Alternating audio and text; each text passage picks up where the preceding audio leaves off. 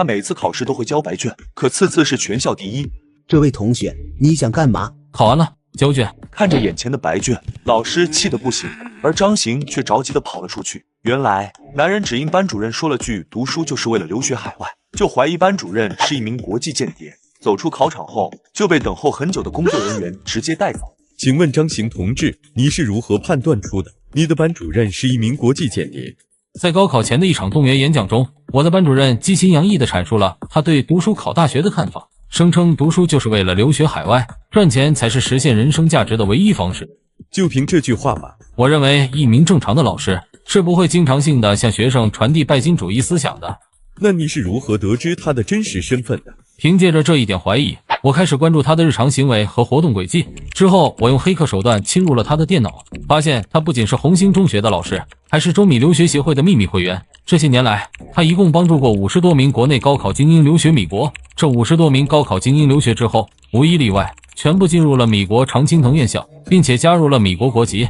最重要的是，通过对其电脑核心账户的侵入，我查证到了一张神秘合影。这张神秘合影的对象，赫然就是我国红色通缉令当中的间谍大头目。综上所述，我完全有理由怀疑并且断定，他一定是境外间谍势力安插在我们龙国境内的间谍成员。张行同志，你匿名发给陆局长私人邮箱的举报内容真实有效。目前我们不仅已经控制了那名间谍人员，而且经过审讯已经坐实了他的身份。但是我们依旧很好奇，你是如何找到我们陆局长的私人邮箱的？这对我来说并非难事。国安局虽然隐秘，但只要寻找和国安局有过接触的机构，比如公安部门和检察机构，侵入他们的内部系统，就不难寻找到国安局的内部系统。那么陆局长的私人邮箱也就不难寻找了。听到张行如此冷静的一番解释，对面坐着的国安局老同志顿时惊掉了嘴巴。另外一间办公室里，一直都在盯着监控画面的陆局长顿时皱起了眉头。问问他的黑客技术是从哪里学来的？关于黑客技术，我是自学成才的，打小就对电脑感兴趣，研究各种外挂软件。初中的时候，我就侵入过暴雪公司的开发终端，利用管理员的身份，删除了魔兽游戏的一些不利于龙国玩家的隐形设置。这还是一个高中生吗？我那时候还想着放学去网吧上网玩游戏。问问他，既然已经发送了举报信，为何要隐匿身份信息，隐藏 IP 地址，害得我们行动三组足足找了2天才找到他？难不成他是想通过这种方式来考验我们国安局的办事能力？关于这件事，其实我主要是想拖延一下寻找到我的时间。为什么不让我们找到你？我虽然举报了那名境外间谍分子，但是我不想过多的掺和进这件事里。我很清楚，举报信发送到陆局长的信箱之后，陆局长一定会第一时间派人寻找我。那我势必从一开始就要配合你们的行动，参与抓捕和审讯工作，这样会耽误我的时间。我选择在2天后被你们找到，因为我知道2天的时间足够你们审讯完这名间谍人员了。这个时候再被你们找到，我就能省去2天的配合时间。配合国安局的调查是每个公民应尽的义务，你倒好，为了怕耽误你的时间，害得国安局上下陪着你耽误了2天时间。各位国安局的领导，这件事确实是我做的不对，我害得国安局的同志们为了寻找我耽误了功夫。其实吧，我爷爷得了癌症，已经是晚期了。这2天我一直都在病房，想多陪陪我爷爷，但是我的做法毕竟给大家带来了麻烦，所以我这次举报的功劳就不要了吧。现在间谍人员也已经抓捕归案了，我该说的也都说了。如果没什么要紧的事情，我想先回医院了。我爷爷这几天病患加重了，随时都有生命风险，我想回医院陪我爷爷走完最后的时光。张行同志，我就是国安局川渝分局的负责人陆长林。刚刚你在这里说的话，我全都听见了。有关你爷爷的事情，在找到你之后，我们也已经知晓。1个小时前，我已经通知医院给你爷爷安排了特护病房。感谢陆局长。虽然这次你设置的陷阱让我们浪费了不少人力，但是你举报有功，帮助我们抓捕了间谍人员，该有的奖励还是要有的。陆局长，我提供情报抓捕间谍的行为，可以获得多少现金奖励？这次抓捕的这名间谍人员属于中等级别的间谍人员，我们可以帮你申请的现金奖励大概在20万左右。那算了吧，我不申请现金奖励了。20万奖励还嫌少吗？陆局长，我想换个奖励方式，以我的功劳来判定，能不能走个特例，获取一个进入重点大学读书的名额？为什么要获取进入重点大学的名额？我爷爷一直都希望我能考上一所国内重点大学，但是因为我偏科严重，应该不能进入好的大学。虽然我爷爷没有因此怪我，但是我能感受得到他老人家心中的遗憾。不错，是个孝顺的好孩子。我可以答应你的请求，帮你通过特殊渠道获取一个进入国内重点大学的名额。你考国防科技大学可以吗？可以，非常可以。先别高兴得太早，我虽然可以帮你通过特殊渠道获取一个国防科技大学的名额，但与此同时，你也要答应我一个要求。陆局长有什么要求？参加我们国安局本年度的招新考核，并且顺利通过考核。张行顿时当场愣住。张行啊，虽然我是国安局川渝分局的负责人，但是国防科技大学这样的机构，我也不是张嘴就能要到入学名额的。如果你通过了我们局里的考核，顺利成为了一名国安队员，那么你就完全有资格获取这个大学进修名额了。我这么做也是为你考虑。怎么有种被欺骗的感觉啊？实话告诉你吧，我从你的身上看到了你在电子信息方面的能力，希望你能参加考核，成为我们国安局川渝分局的一份子，帮助我们部门完善内部系统。张行一直没有说话。怎么，难不成对你自己没有信心，觉得自己无法完成我们的考核吗？我既然能侵入你们的内部系统，那就足以证明我的技术能力。具体的考核时间是什么时候？男人第一次参加国安招新考试，竟然10分钟就离开了考场，不仅连考官见了直摇头，就连旁边考生都一脸鄙视。可男人却一脸平静，直到成绩公布的那一刻，不但连清北电脑天才都一脸膜拜，而且打破了招新考试历史记录。只因男人仅花了10分钟，就从10万张嫌疑人资料中测算出了最终的间谍。此时，局长满脸笑容地走了过来。张行，你小子果然行，恭喜你通过考核，接下来你可以加入网络系统部门。陆局长，我想邀请张行参加我们刑侦科的考核。你小子不是很能吗？这下看你怎么收场。风铃，张行已经刷新了我们网络系统科的最好成绩了。没事的，陆局长，反正时间还早，刑侦科的考核也才刚刚过去10几分钟。好，那就当提前熟悉工作了。张行，这次的考核内容是寻找大老鼠，具体内容等到达了春水街道，考核官会具体说明的。所谓的寻找大老鼠，应该就是寻找嫌疑人物或者是间谍分子。可是领导，我是网络系统部门的考核成员，如果我参加刑侦考核，如果我不巧完成了任务，咱们局里是不是相应的要给我一些额外的奖励啊？你的要求也算合理。这样吧，如果你成功完成了刑侦部门的考核，那我就做主送你一部手机。手机不是每个队员都会发的办公工具吗？陆局，最近我手头有点紧，我看不如折算成现金吧，一把手机最少也得5000块吧，你给我奖励4000现金就行了。陆长林一下尬住了。行吧，4000就4000，答应你了。你小子赶紧的去准备，马上参加刑侦考核。张行笑了笑，就大步离开了。这小子真是沾上毛笔猴都精，原本想让这小子吃个哑巴亏，现在倒好，反过来了。005号考生，考核开始，我方开始计时，你可以打开你的线索纸条了。张行不急不慢地打开了手中的线索纸条。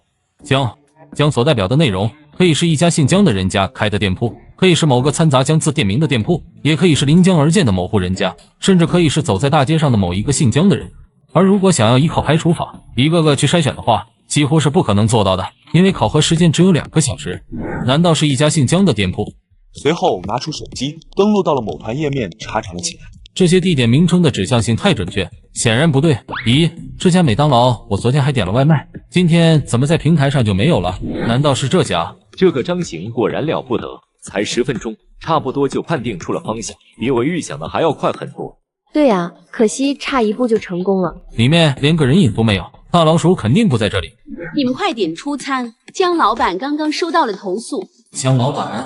难道是餐厅老板姓江的餐馆？张行二话没说，直接就强行访问了工商系统内网，最后找到了28家餐厅老板都姓江。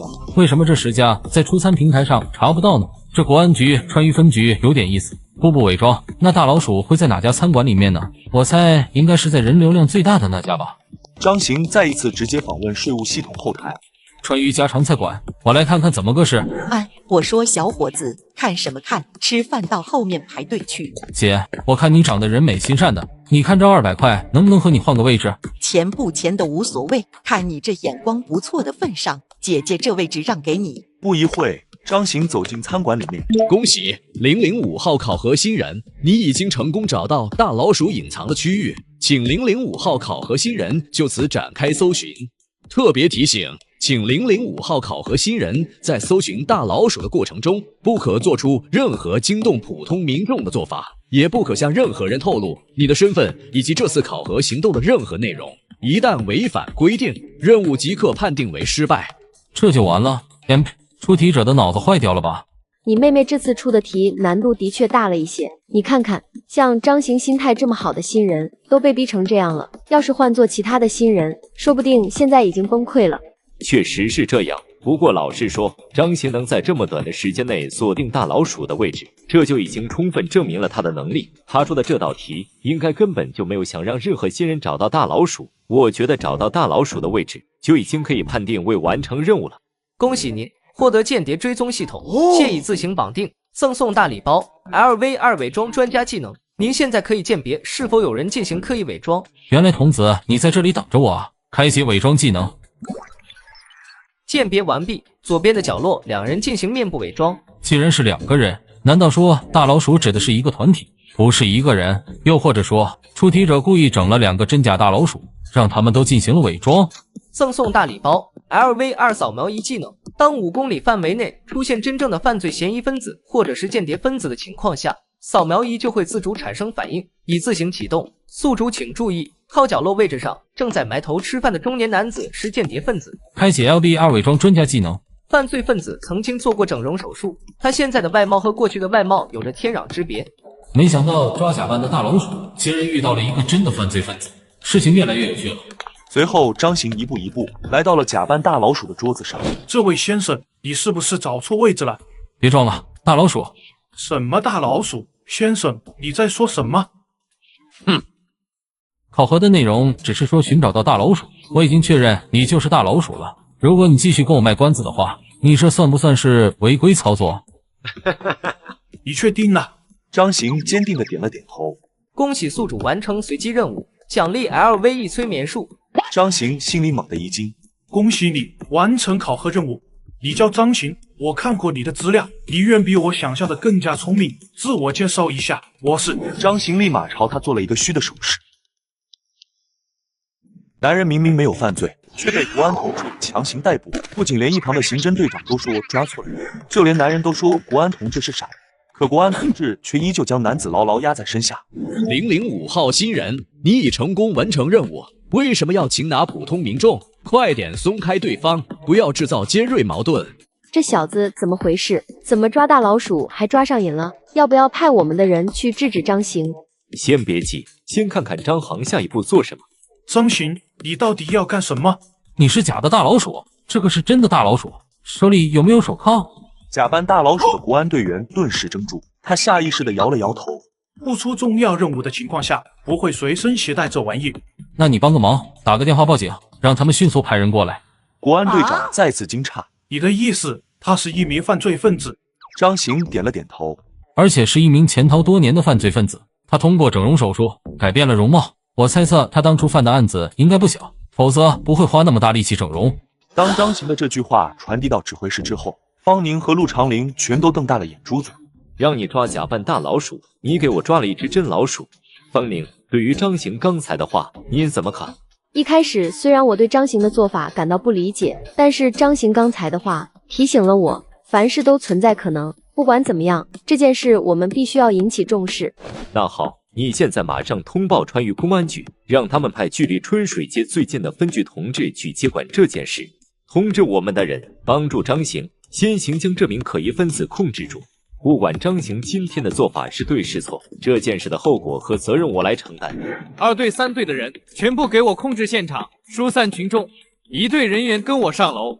收到。徐组长，徐局长，这点事您怎么还亲自过来了？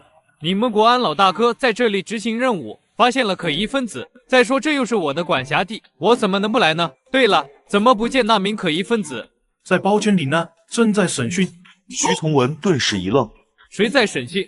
我们国安局这次招纳的一个新人，刚刚通过了考核，那名犯罪嫌疑分子也是他发现的。徐局长，我知道这么做我们有点越权了，像这类的犯罪嫌疑分子，本来应该由你们负责审讯，但是我们这个新人脑子有点轴，非说想尝试尝试。这倒有点稀奇。我觉得反正要在这里等你们过来，所以就勉强给了他一个审讯的机会。不过估计他什么也审讯不出来。您现在来了，那就好了，我这就让他出来，把犯罪嫌疑人移交给你们。来到包间门口，齐安伸手在大门上敲了敲。张行，赶紧的开门，春水分局的人来了。我只给了你10分钟审讯时间，早就已经超时了，再不开门，我可以强行进入了。现在的年轻人真是越来越不像话了。不过齐安话音刚落，包厢房门打开，只见张行脸色平静的拿着个笔记本走出包间。我只审讯了9分钟，没有超时，下次记得看看表再说这种话，否则会让警察同志觉得咱们不专业。齐安顿时惊诧的说不出话来。而此时徐从文注意到包厢里面的那名犯罪嫌疑分子似乎陷入了昏睡状态。那名犯罪嫌疑分子怎么了？不必紧张，在对他的审讯过程中，我用了一些催眠的手段，所以他现在只是陷入了沉睡当中。这是我刚刚在审讯他的时候，他交代的内容。10年前，他曾经绑架过一名少女，并且令对方侵犯至刚。这名女子名叫黄翠翠，她的本名叫崔东来，春水本地人。当年因为刑侦手段落后，致使他逃出升天。这些年，他一直都在国外生活，做了整容手术，伪造了新的身份。这次他重回春水，主要是想祭奠故人。这些年，他的内心一直备受煎熬，他的良心并未泯灭。也正是这样，我才能这么快利用催眠手段审讯出这些情况。徐从文一下子惊呼了起来。我想起来，10年前，春水本地的确发生过一起强奸案，因为受害女子强烈反抗，最终被犯罪分子杀害的案件，好像那名女子就叫黄翠翠。当年凶手虽然在案发现场留下过一抹血渍，不过当年的 DNA 鉴定技术尚不完善，所以致使这桩案子最后成了一桩悬案。徐局长，既然如此的话，我认为现在最重要的事情就是将当年凶手残留的血迹和眼前的凶手做一下 DNA 对比，只要结果一致，那么就能正式结案了。徐从文感激万分的朝张行点了点头。陆局长，经过 DNA 比对，目前已经确定了张行在川渝家常菜馆抓捕的那名嫌疑人，确系为10年前那桩案子的案犯。得知这个消息，陆长林兴奋地找到正在休息的张行。张行，嫌疑犯已经确认为凶手，和你的审讯结果一致，看来你的能力远超我的预判。我为能够拥有你这样的国安队员感到荣幸。看来我已经成为国安局的一员了，感谢陆局的厚爱。那我的奖励，陆局长应该还记得吧？陆长林随后从身上掏出一台全新的手机，递给张行。陆局长，咱可要的是现金啊！加入国安局的新成员，首先第一步要进行身份甄别，然后会给你们派发专业的数码设备。这台手机我破例先提供给你。还好没上当，这局长不会是不给现金奖励了吧？你打开手机看一下，你的奖金早就发给你了。陆局大气，你在这里休息一下，等我们这边确认好你的任职部门，就会通知你。为了让男人加入国安局，队长竟然安排2个处女上门，而男人不但不能外出，就连吃饭都是安排食堂送进去。可男人不仅拒绝和他们切磋武艺，反而让他们在房间斗地主，而男人却一脸猥琐地盯着电脑屏幕，时不时地发出笑声。原来男人凭借自己的技术，强行进入了会议室的摄像头。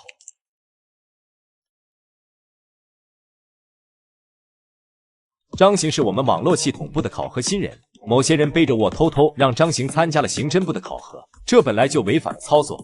行政部队长一脸尴尬。虽然张行确实也完成了刑侦部的考核任务，但是我要说的是，张行最大的特长还是在计算机领域，他10分钟就完成了网络系统部的考核任务，这在国安局历届考核历史上是绝无仅有的成绩。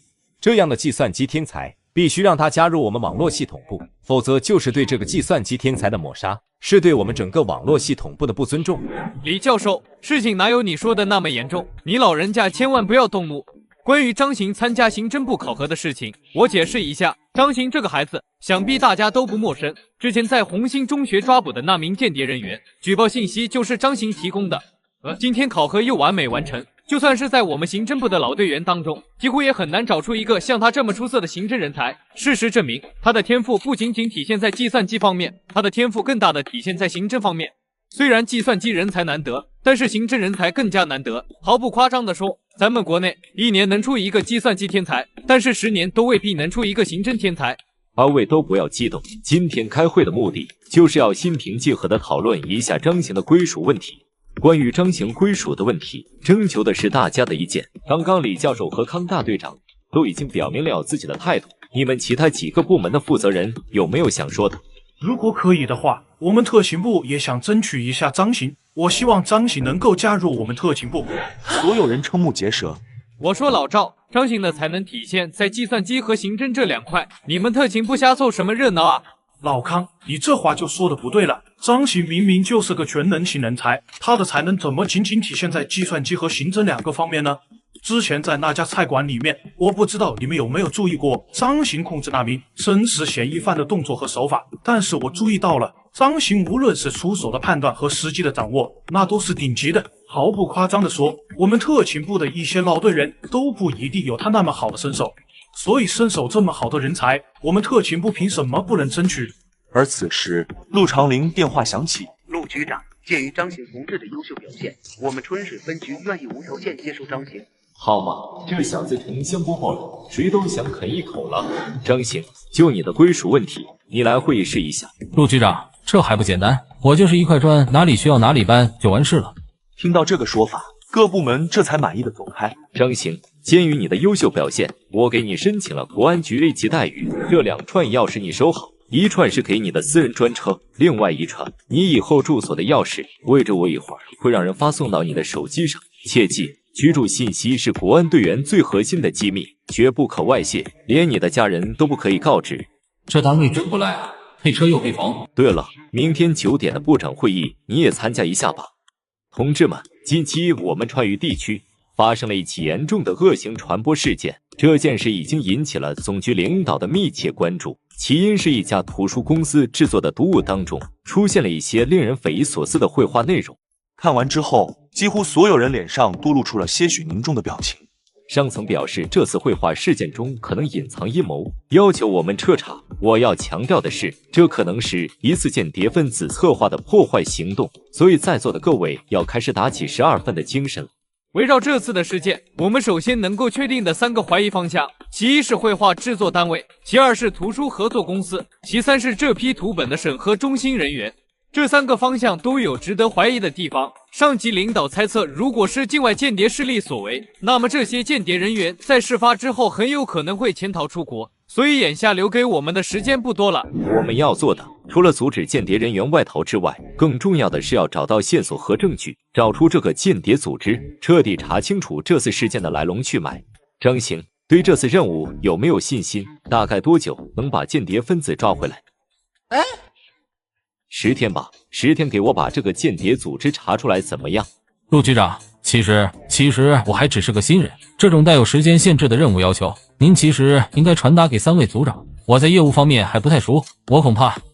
我就相信你张行，我就对你有一种奇怪的自信心，我就觉得你能帮我找出这次课本诡异插画内容的幕后分子。张行顿时无语了。15天，最多15天，你一定要帮我找出幕后分子。因为上级领导给出的最后期限就是15天，如果15天咱们川渝国安分局查不出幕后分子，那么此案就会移交到外省国安分局处理。张行，队长要我们一起去图书公司外勤啊！愚人每次出门都必须先把车开到加油站，虽然开的是豪车，可加油站的工作人员不仅不欢迎，却还满脸鄙视。每次来都只加一声油，开不起豪车就别开。师姐，你这油箱还是满的，用得着加油吗？职业习惯。原来他们来自一个神秘的部门，他们从来不敢透露自己的身份，而且上班也只敢穿便装，甚至连家庭住址也不敢告诉任何人。但他们却做着维护国家安全和反间谍的工作。师姐，扶稳了，我要开车了。检测到宿主手握方向盘，奖励汽车专家技能，请宿主马上飙车。系统要玩的这么慌吗？油门一轰，嗖的一下窜出加油站。张行，你搞什么鬼？慢一点啊！0789宝鸟7系的车主，你已经严重超速，请你马上靠边熄火，否则我们将强行阻停。这家伙到底是哪个驾校毕业的？驾校会教这些？给我接交警大队的电话，就说现在驾驶在陈留路段的宝鸟7系车辆是我们国安局的车辆，我们正在执行紧急公务，让他们不得阻拦。如果出了任何事情，由我陆长林负责。检测到宿主正在被交警阻拦，为宿主发现5公里处有一名间谍分子朝你驶来。看来高新公司的确存在间谍人员，难道间谍是准备逃走了吗？刚刚飙车的时候让你熄火停车，你就是不停，现在进入安全路段了，你又突然停车了，我们要抓紧时间，现在距离高新公司就2公里左右了，你要是不想开的话，我来开。坐在你的位置上，别动，也别说话。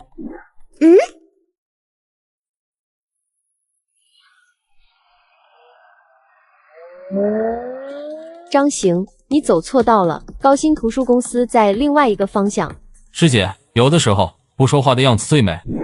哼，张行，虽然我不知道你现在在干什么，但是我可提醒你，要是耽误了时间，组长怪罪下来的话，我可不承担责任。师姐，放心吧，跟着我，你只有领功的份，绝对没有 IP 的份。对了，师姐，你带家伙了吗？什么家伙？自然手枪、手铐什么的。你突然问这个干什么？还能干什么？我们马上要去抓捕间谍，该名间谍正在潜逃当中，方向就是码头。我怀疑他要利用偷渡手段秘密潜逃，所以我们自然需要吃饭的家伙，随时应付不测的风险。你在说什么？你什么时候发现的间谍？就在前面那辆车上。我对比了一下资料库里所掌握的所有有关高新图书公司重要人员和插画师的资料，发现资料中并没有这个秃头男人的照片。没有，并不代表他不是高新图书公司的人。根据我们的分析，我们要寻找的间谍人员应该是高新图书公司的插画师，或者是管理层的人员，因为他们才有权利和能力去绘制诡异插画，并且转交给审核中心。但是这名秃头男人并不在我们掌握的资料库中，那就说明要么是你判断错了，这个秃头男人根本不是间谍人员，要么就是我们掌握的信息出错了。当然，还有最后一种可能，这个秃头男人进行了伪装。行啊，师姐，有点东西。能被张行夸奖，那可不是一件容易的事情。但是不多。师姐，你的3个判断的确证明了你的能力，但是你告诉我，既然秃头男人进行了伪装，为何能骗过高新图书公司门口设岗的警方人员？要不然我找个理由上去和他交流几句，或许可以判定他的身份。你现在如果去找他，那就等于打草惊蛇了。我明确的告诉你，他的确进行了伪装，而且就算你近距离的去观察，也不一定能发现他的伪装痕迹，因为他采用了一种很高超的伪装技巧。什么伪装技巧？如果我没猜错的话，他戴了人皮面具。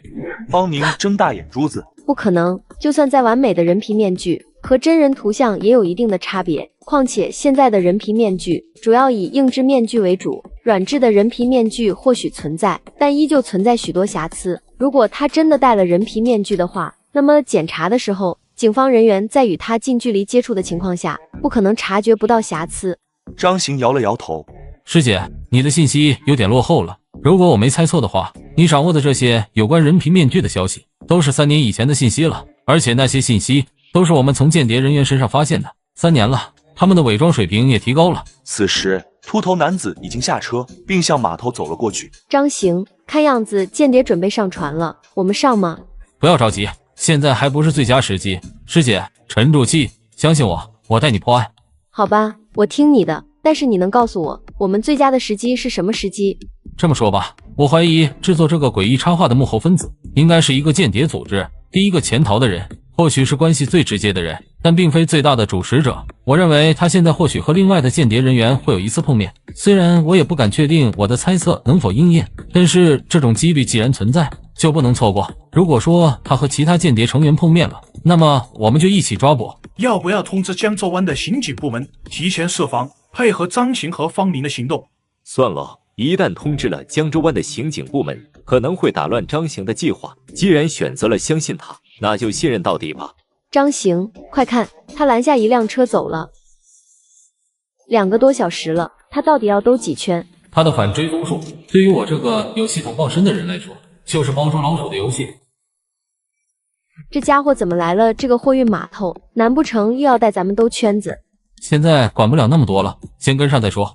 几分钟后，张行和方宁一路尾随秃头男子来到了码头前沿。看来秃头男子的确要在这里登船。几分钟后，一名男子向秃头男走了过去，两人便聊了起来。突然，男子掏出匕首刺向秃头男子。千钧一刻之际，方宁迅速出枪。女人每次会车都必须马上掉头跟踪对方，眼看对方已经兜了3圈，可女人依然一直咬住对方，还认为自己绝对没被发现。当停车后，女人立马蹲在车旁偷看，直到对方有危险时，女人才迅速出击。男人本以为自己得救了，却没想到直接被人逮捕。姓名：吴瑞年，单位：高新图书公司项目部经理。要嘎你的人是谁？是个船家，我在网上预约去南部海域海钓。吴瑞年，都这个时候了，你竟然还睁着眼睛说瞎话！如果是一名船家，他刚才为什么要嘎你？英啊，我真的不知道这个船家为什么要嘎我，我估计可能是觉得我身上有钱，想劫财。还有，你脸上的真人面皮是怎么回事？难道你不知道现在公安部门和国安局都在调查川渝地区图本插画事件吗？你是高新图书公司这个项目的负责人，你带着真人面皮逃脱警方视线，这足以说明你的问题。关于课本插画的事情，我自然知道，我也一直都在配合警方调查，但是我根本没有任何问题，我总不能一直待在公司不走吧？至于你说的这个真人面皮，是我在网上买的一个面皮玩具，我也就是尝试带着它能不能以假乱真，结果没想到警察真的没有查出，其他的我就真的不知道了。方宁被吴瑞年的这番解释气得够呛。虽然我不清楚死者的具体身份，但我知道他是你的上线。今天如果不是我们开了这一枪，你早就已经嘎在他的手里了。这说明你这枚棋子已经被抛弃了。就算我们今天把你放了，你就活得了吗？选择和我们合作，至少在审讯期内，我们能保证你的安全。如果你揭发有功，也可以减轻你的罪名。吴瑞年神情闪烁，似乎在衡量张行的话。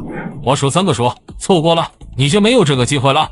师姐，刚刚这名男子要刺杀他，我们带回来的刀上有他的指纹，那我可以光明正大的使用了吧？方宁猛地一惊，下意识的点了点头。我愿意配合，我什么都愿意说。他是樱花上社的高岛良介，是个樱花人。你和他是什么关系？你们之间和川渝地区图本插画事件又有什么联系？生意关系。高岛良介每次出手都很大方，不仅送女人，还送钱。一开始我原本以为他只是出于商业上的目的，但是后来，也就是半年前的一件事情，让我意识到了他的身份不一般。半年前，高岛良介要求插画地图由他完成，后期的描绘和修缮工作由我这边来完成。我当时一听他要设计地图，更加不同意。但这个时候，高岛良介告诉我，如果我不按照他的方案执行，那么就让我返还那些曾经送给我的钱，并且暴露我在女流服务场所的艳照，彻底毁坏我的名声。迫于无奈，我选择高岛良介合作，还又一次支付了我一笔高昂的费用，还承诺项目结束以后会给我更多的酬劳。1个月后，高岛良介将图本插画地图给了我。虽然发现了地图当中存在的一些问题，但那个时候我已经被利益蒙蔽了双眼。审核中心为什么会通过这批插画？难道审核中心的人员察觉不到这批插画中的问题吗？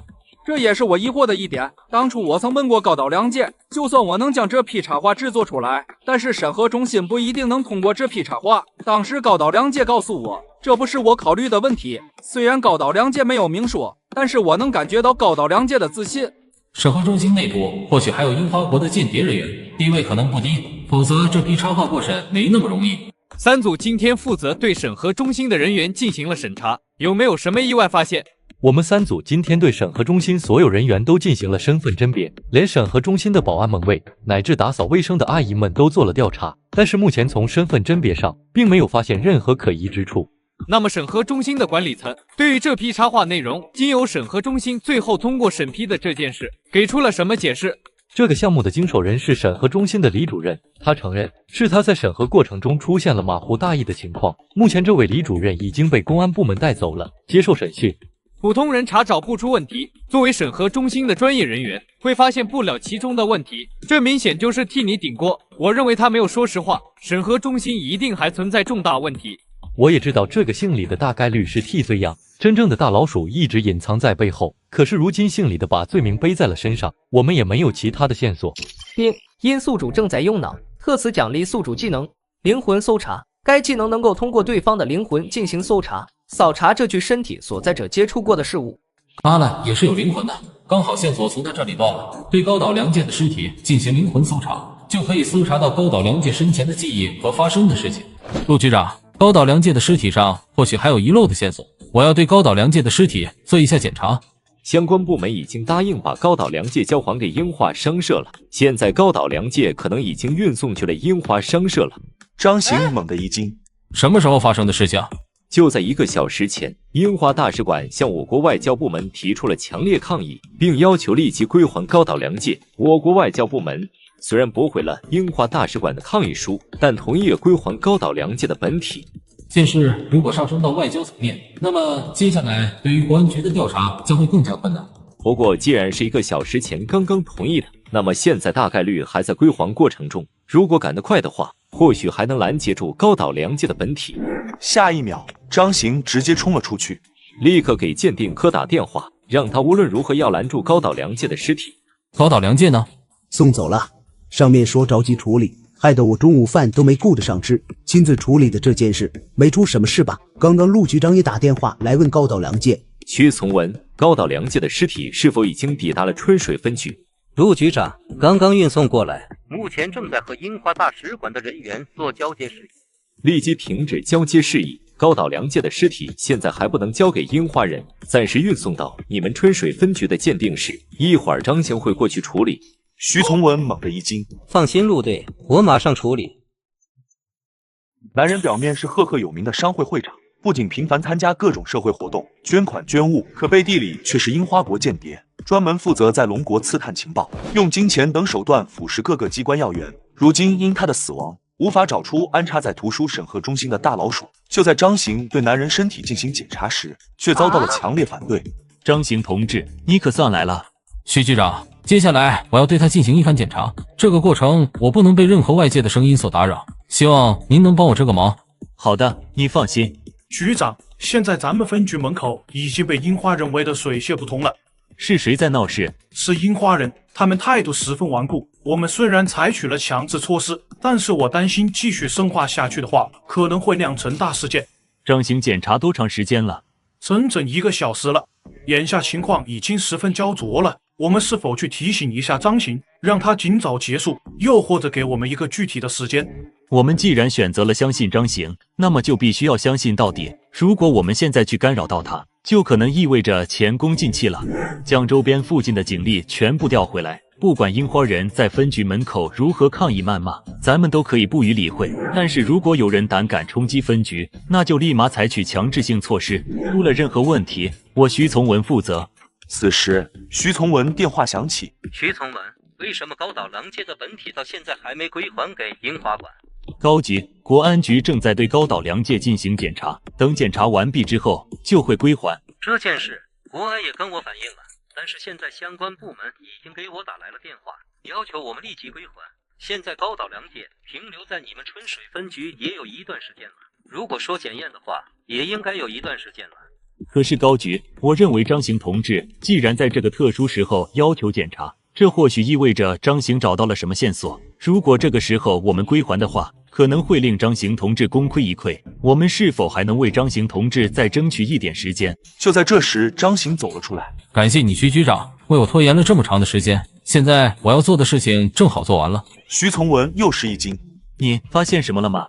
是发现了一些东西，我得赶快回公安局一趟。张行，上面要暂停对这桩案件的调查工作了。早在预料之中，徐局你不必担心。徐从文感到诧异，难道说张行早就预料到上面会调停此事，所以他才在最关键的时刻重新检查高岛良介？这背后的大老鼠已经坐不住了，我得赶紧找到证据。怎么有发现了？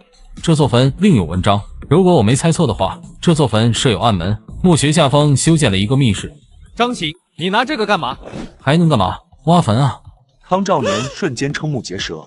这小子在装备科领装备的时候，佩戴了2把工兵铲，是不是早就做了挖坟的准备了？你刚刚不是说这处墓有暗门吗？应该近期有人过来故意堵住了暗门。这个坟一旦挖了，一旦找不到证据，那我这个国安局刑侦科的大队长就要做到头了。康队，相信我，这坟墓下方一定有文章。只有挖坟这一个法子了吗？张行继续坚定地点了点头。挖吧。两人立马就行动起来。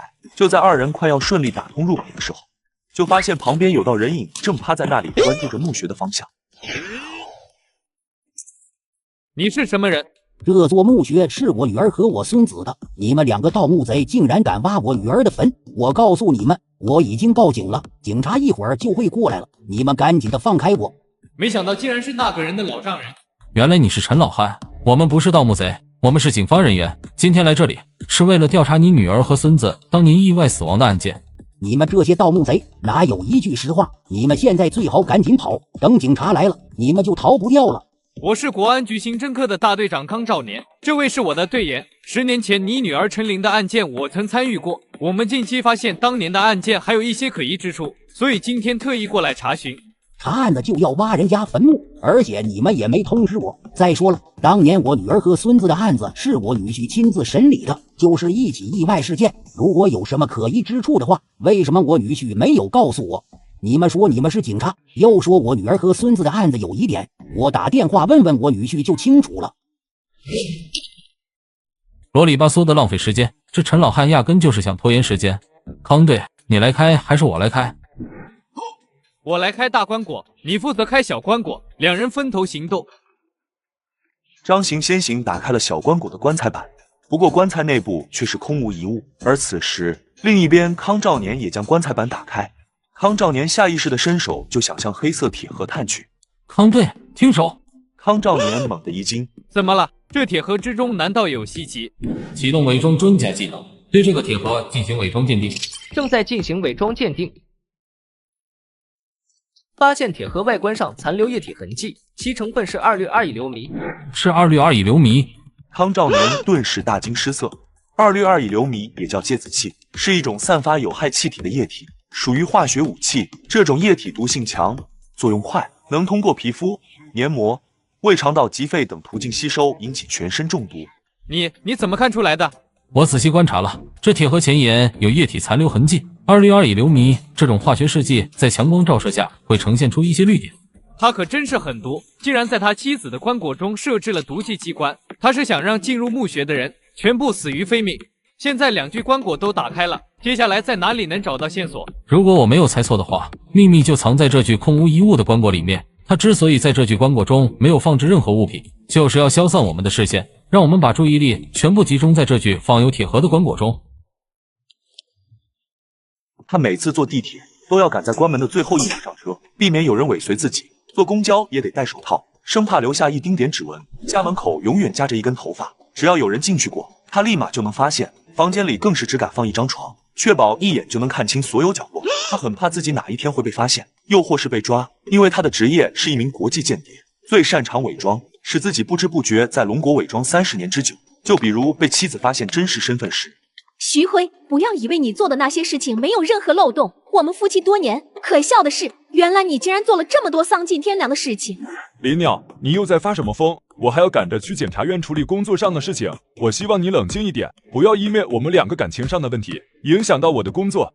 是你为了你远在他国的主子，竭心尽力，欺骗你的家人朋友，欺骗你的组织和国家。你有什么资格穿着这么一身为人民服务的工作服？林鸟，今天的事情我可以当做没有发生过，但如果你继续纠缠下去，就别怪我不念夫妻情分了。既然选择今天跟你摊牌，我就想好了一切后果。我一直尝试劝说自己不管你的事情，可是我终究过不了自己这一关。今天我念在夫妻多年的情分上，给你最后一句忠告：停止你所有对国家不利的工作，去相关部门自首自己的罪行。我会照顾好儿子。林鸟，你究竟知道些什么？我知道你不是个真正的龙国人，还知道你们的种子计划。你有一半的血统来自龙国，另一半血统来自樱花。你5岁的时候就被父亲带到山洞学习如何当间谍。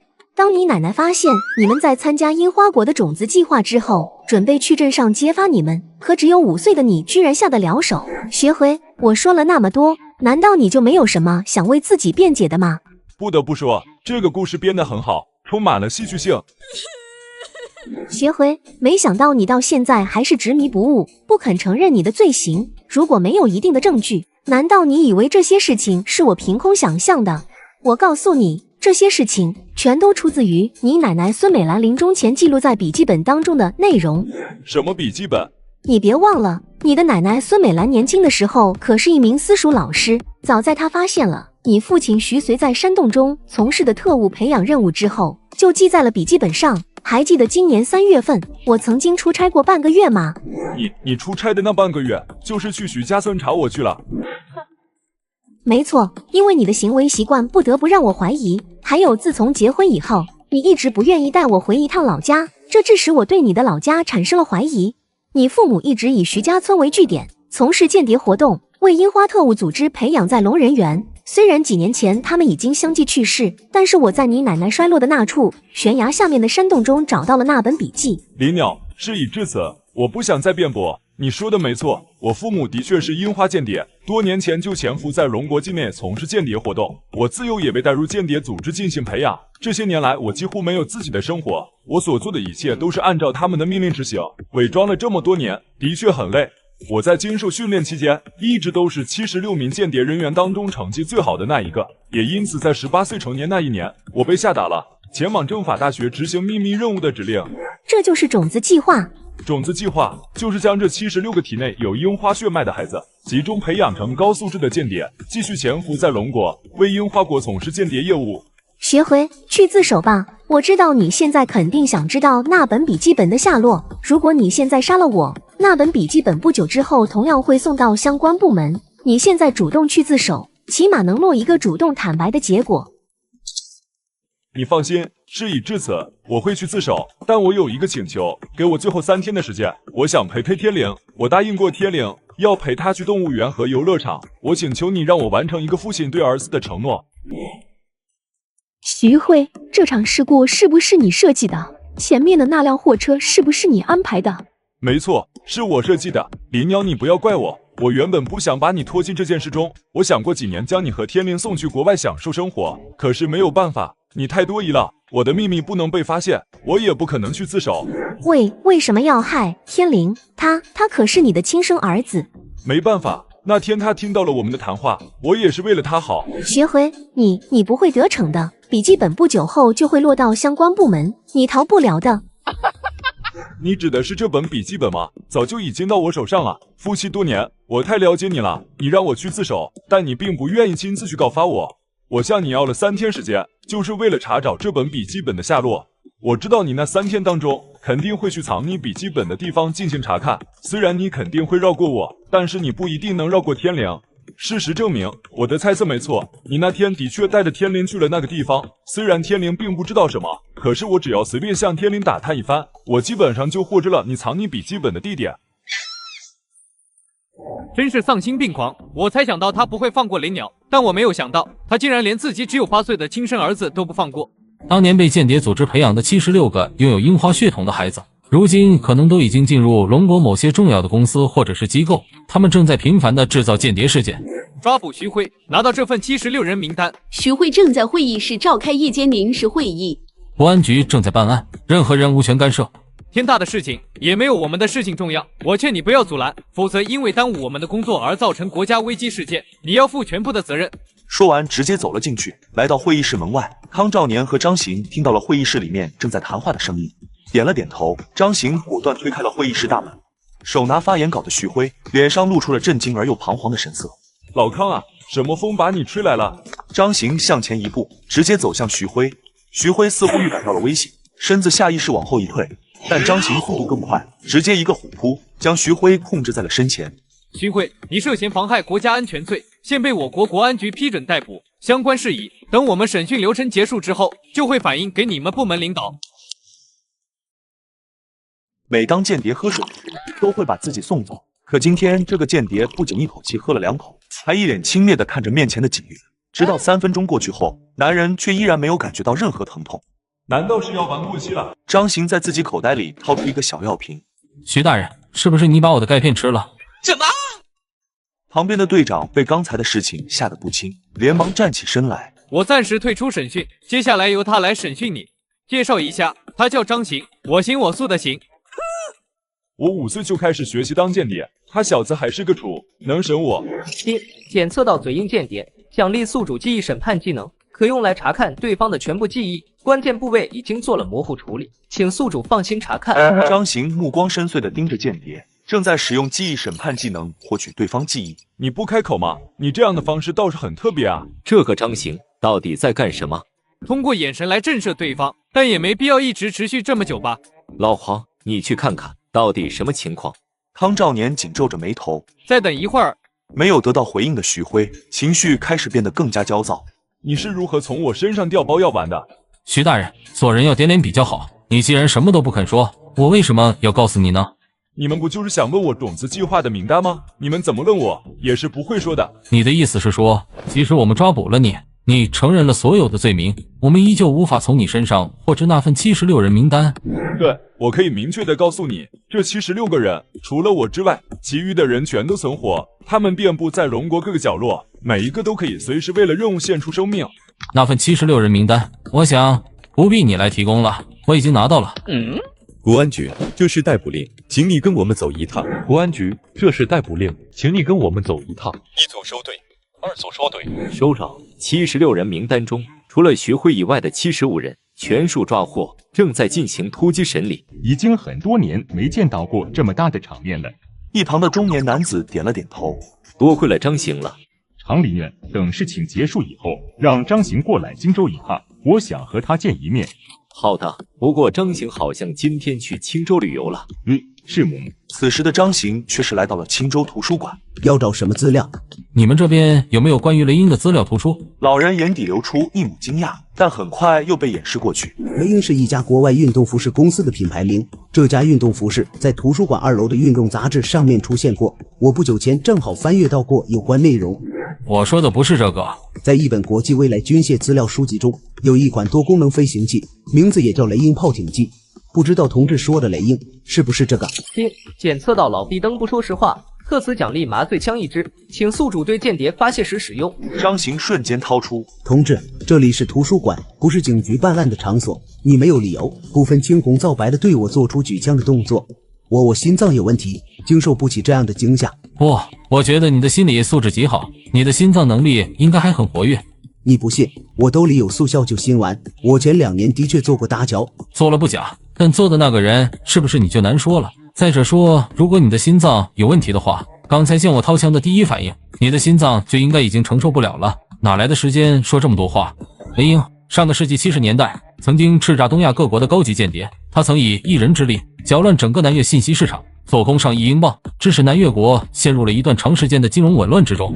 同年10月，他又现身新马国，搅乱新马国货币市场，致使新马国本币流通阻塞，发放假消息，致使新马国本国金融市场出现大面积瘫痪。因为连续3年致使东亚各国遭受重大损失，成为东亚各国反间谍行动当中的头号目标。英方为了保护雷鹰，派入龙国执行一项新的秘密任务，它叫种子计划，涉及到了一份76人名单。你的徒弟徐辉提供了你的身份信息，还为我们写了一份多达75名间谍人员的名单。不可能，绝对不可能！徐辉被你们抓捕，我相信，但徐辉不可能把那份76人名单告诉你们，徐辉更不可能把我的行踪告诉你们，这一定有蹊跷。那你如何解释我能来到这里，并且锁定你的身份？就算你锁定了我的身份，也不可能是徐辉揭露的，其中一定有。然而陈六话还没说完，张行哈哈一笑，从身上拿出一支录音笔，按了一下停止的按钮。好了，陈六，你刚才言下之意已经承认了你就是雷鹰，这就够了。我要的不多，只要你承认自己的身份就行了。时间也差不多了，我看我还是先送你上路吧。说罢，张行突然将枪口对准陈六，陈六顿时大惊失色。我不信你敢开枪！哼了一声，直接开枪。你不讲武德！我叫张行，我行我素的行。我说你小子想出门度假，也该提前跟我打个招呼，我好给你多批2天假。你在这个节骨眼上出去不明智啊！明天你还得想办法赶回来。明天要给你开个表彰大会，给你申请的个人2等功，上面已经批准了。张行一听这个消息，喜不自胜。那就多谢陆局提拔了。既然陆局这么给力，那我也要再送陆局一件礼物。你小子可不能考验干部啊！我哪敢啊！是雷鹰，徐辉的上线，他已经承认了他的身份，我已经录在录音笔里了。眼下他已经被我麻醉。你这个最后的扫尾工作意义重大，这个代号雷鹰的家伙，从某种程度上来说，级别和重要性比徐辉还大，你这功劳更大了。不墨迹1等功。不行，你这2等功申请的唐突了，1等功。恭喜宿主达成国安1级卫士成就，成功解锁1级国安卫士勋章1枚及其7枚卫士勋章，可获得国安荣誉之力。剩余功劳成就尚在统计中，统计结果出现后会立即发放给宿主，请宿主在抓捕间谍、维护国家安全的道路上不断解锁成就。请宿主赶快回家，有意外惊喜哦。男人出差回家，刚打开门就闻到一股奶香味。咦，怎么感觉有人住过？我不是一只母胎单身狗吗？张行走到阳台边上，居然发现晾衣架上挂着几个特大号的赵赵和蕾丝边的小内内，随手摸了一下，还是湿的。流能啊！等等，你听我狡辩，你听我解释。还没等张行解释，就被问候。别打，别打了！臭流氓，居然敢来偷内衣！难怪小区的人经常说有猥琐男偷内衣，原来就是你！等一下，你听我解释，我不是什么流氓，这特么是单位给我分的房子，怎么会有人住呢？还长得很哇塞的吧？快说，你是谁？就在这时，房间传出一道熟悉的声音：“我就让你下碗面，你愣是磨蹭了半个小时了，你到底下好了没有？”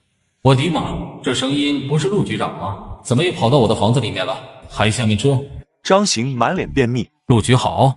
张行啊，来之前没跟你打招呼，要请你见谅了。现在的老头玩得这么花呢吗？下属出差就来借房子搞事情，还好我尼玛是单身啊，不然借的恐怕不只是房子了。陆局长，你继续，我就是路过，什么也不知道，什么也没看到，我还有事先走了。陆檀溪扑哧一声笑了，原来这就是张行啊，哥哥，看你把人家小伙给吓的。张行后面一紧，我的亲娘，哎有啊，等下不会被送走吧？张行啊，事情是这样的，这是调查科组长陆檀溪，我们收到任务。陆长林说着，拿出几张照片。陆局，我懂，她是你妹妹。认识照片上的这个女人吗？好像有些印象，好像在电视上见过。照片上的这个女人，川渝电视台新闻栏目的主持人何莲。1年前，川渝重工集团发生过一次信息泄露事件，直接造成川渝重工集团的新技术项目停摆。此后不到半年的时间，川渝大学精密科技研究实验室也发生了一起机密资料泄露事件，最后导致新技术研发失败。9个月前，领导派遣我对何林进行秘密调查，为了防止何林的怀疑，所以以我私人的名义购买了这栋房子，并且消除了我在调查科的所有资料。现在的我只是一家奢侈品商店的女老板。你的房子，我这不是单位分配的房子吗？还签了合同的。张行啊，你没看合同啊？我以为你都知道哦。千防万防，还是防不住领导的套路。亏我当时还因为分的豪宅，感恩了他1秒钟。谢谢领导。那陆局把我安排到这里来的目的，是要让我协助陆组长一起调查何林。我果然没看错人，张行你果然好样的。何林在1个星期前和国家医疗中心人员前往袋鼠国签订医疗合作新项目。总局领导认为，何林此次出国或许隐藏着巨大阴谋，而该袋鼠国高新医疗合作机构和国家医疗中心之间是否存在利益往来，这些都是未知之数。这么大的阴谋，背后的势力肯定也不简单吧？总局领导认为，何林及其间谍机构还有背后势力，极有可能会利用这次抗癌医疗项目做文章，制造更大的阴谋。所以我特意赶在何林明天回来之前来通知你们。陆局长，这个事情就连总局都参与进来了，应该有不少奖励吧？你上次说的国防科大名额，应该这次就能下来了，而且在校期间所有费用都由单位承担。那多谢陆局了。张行，经过我9个月的观察，发现了一个能接近何林的最佳方法。哦，陆队长厉害啊！何林隔3差5都会带不同的年轻男人回家，我觉得你非常符合陈琳的审美观啊！原来这女人也没安什么好心，感情是让我去做鸭子。我相信咱们可以商讨出一套更加合适的方案。何林现在已经30多岁了，还没有成亲。你这样一个小帅哥走进他的生活，给予温暖的慰问，不仅可以协助组织查出对方是间谍的证据，最重要的是，你还可以趁机感受姐姐的温暖，一举多得，何乐而不为呢？姐姐的温暖，给狗狗都不要，更何况我还是大处男。我看你好像很在乎奖励，何林这些年肯定也攒了不少钱，我向你保证，你从他手中拿到多少，都是属于你的，如何？检测到宿主即将沦陷，特此奖励关键情报。何林房间还隐藏一名年轻男子，是间谍，请宿主将其拿捏。所以我是扫兴呢，还是扫兴呢？而此时，隐藏男子正在和上线进行联络。咱们明明说好的，我可以随时退出，现在怎么不行了？你可以退出啊，我也没有阻止你退出，我只提醒你要想好而已。你以为你很无辜？我现在每天都心惊胆战的，实在坚持不了。可是你仔细想想，你大学时候的导师是不是因为你给我提供的消息没了？还有几年前，如果不是你偷取了你们学院书记的研究资料，我们又怎么可能会那么顺利的就破坏和阻断他们的新型研究技术？而且这些年你从何林那里截取的资料和给我们提供的那些资料，可都是涉及商业机密的，这可都是犯罪的。看看吧，这上面是这些年你给我提供的消息，以及我给你的钱的汇总。你到底想要做什么？我就知道你是个聪明人。这次何林外出访问袋鼠国，想要借助龙国医疗团队和袋鼠国合作的机会，趁机窃取龙国医疗上的研究。这次你要做的就是找何林获取这些信息之后，要第一时间将其转手给我。这10万块是你这次的报酬之一。若是你能出色的完成这次任务，日后你不想再做了，我也不会阻拦，同时还会帮你隐藏信息。当然，你要是愿意出国的话，上面也会有人接应，如何？陈帅犹豫良久。好。张行抬头看了眼不远处的2个人，拿出手机拍照。陆局，这是陈帅这边的最新进展，你帮我查一下这个男人。收到，已经让调查科同志进行调查。因为一盘西兰花，男人就怀疑眼前的女人是间谍。只见男人一边介绍一边夸赞地说：“尝尝这个西兰花，咱们食堂师傅做的味道那叫一个绝。”女人笑得腼腆和羞涩，仿佛一朵含苞待放的玫瑰，娇艳欲滴又充满了魅力。张同志，我吃好了，就不打扰你了。女人站起身，嘴角微微勾起。钓鱼给点甜头，适可而止，最容易让人产生朦胧的好感，也最容易拿捏。看到女人离去的身影，男人也快速起身，朝着陆长林的办公室走去。张涛，你可知道你在说些什么？我知道，局长，我知道我的说法您很难相信，可是我说的每一句话都是真的。我们组的人都知道我对方您有好感，其实在来举报之前，我也想过这样做的后果。可是为了国家安全，我还是来了，因为我不能因为自己的一己私欲而辜负了组织的培养。陆长林一直看着对方，我怀疑这个方宁不是真的方宁，而是被人调包过的方宁，是个奸细。第一，之前无论我怎么示好，都是被拒绝，而今天中午他却主动和我说话，还请我吃饭。第二，方宁表面是以爱慕对方的方式在打听张行，但对方话里话外的意思好像都是在打听张行执行的到底是什么任务，这可是犯了国安部的大忌。还有最后一点，方宁从来不喜欢吃西兰花，可他今天特意打了西兰花，而且他碗里只有西兰花被吃完了。这究竟是一个什么大冤种啊？拿出的证据竟是如此的奇葩，这叫什么？舔狗的直觉。陆局，你一定要相信我，我这不是爱而不得就毁掉他，我张涛真的是为了组织考虑。我又没说不重视，你急什么啊？陆长林面露沉思，他倒不是不相信张涛，而是想到了另一个方面。对方的胆子竟然如此之大，敢这么光明正大的就将奸细安排在国安部，简直目中无人。此时康兆年走了进来，你先回去工作吧。务局，张行那边已经顺利策反陈帅，现在陈帅在秘密监视何林。那正好让张行先回来。张涛怀疑方林有问题，你派张行去试探试探他。方宁今天回来了，你和方宁也是老队友了。以你对方宁的了解，组织安排他去京都学习，他突然以身体不适为由申请调回，这件事正常吗？张行紧皱着眉头，沉思了一下。我和方宁虽然认识的时间也不算长，但我们并肩共战过。以我对他的了解，他是个很守规矩的人。这次组织调他去京都学习，其实我能感觉到他的失落，但他还是选择服从组织的安排。既然服从了组织的安排，半途选择申请调回，这看起来的确不太合理。我说康大队，您能别卖关子了吗？到底是什么震惊的消息？张涛举报方宁并不是方宁本人，虽然他们的长相几乎一模一样，可是行为习惯上却有很大的区别。听了这话，张行心里猛然一惊。张涛也是刑侦2组的老队员，观察能力非常突出，而且张涛是方宁众多追求者当中的一员，对方宁格外的关注，所以张涛能做出这种判断，从某种程度上说是具备很大的可能性的。当然，眼下所有的判断都只是我们的推理。我知道这个世界上有不少高级的易容术，但是真的能够将一个人易容成真人的情况几乎没有。而眼下的方宁，在面容包括身材上和真正的方宁几乎没有区别。不管是真是假，先等我去见见他再说。等一下，根据张涛反馈的情况，这个方宁回到局里，第一时间就询问了你的情况，似乎很想早一步见到你。我认为他急于见你，或许暗藏着什么危机，你等会见他的时候一定要加倍小心。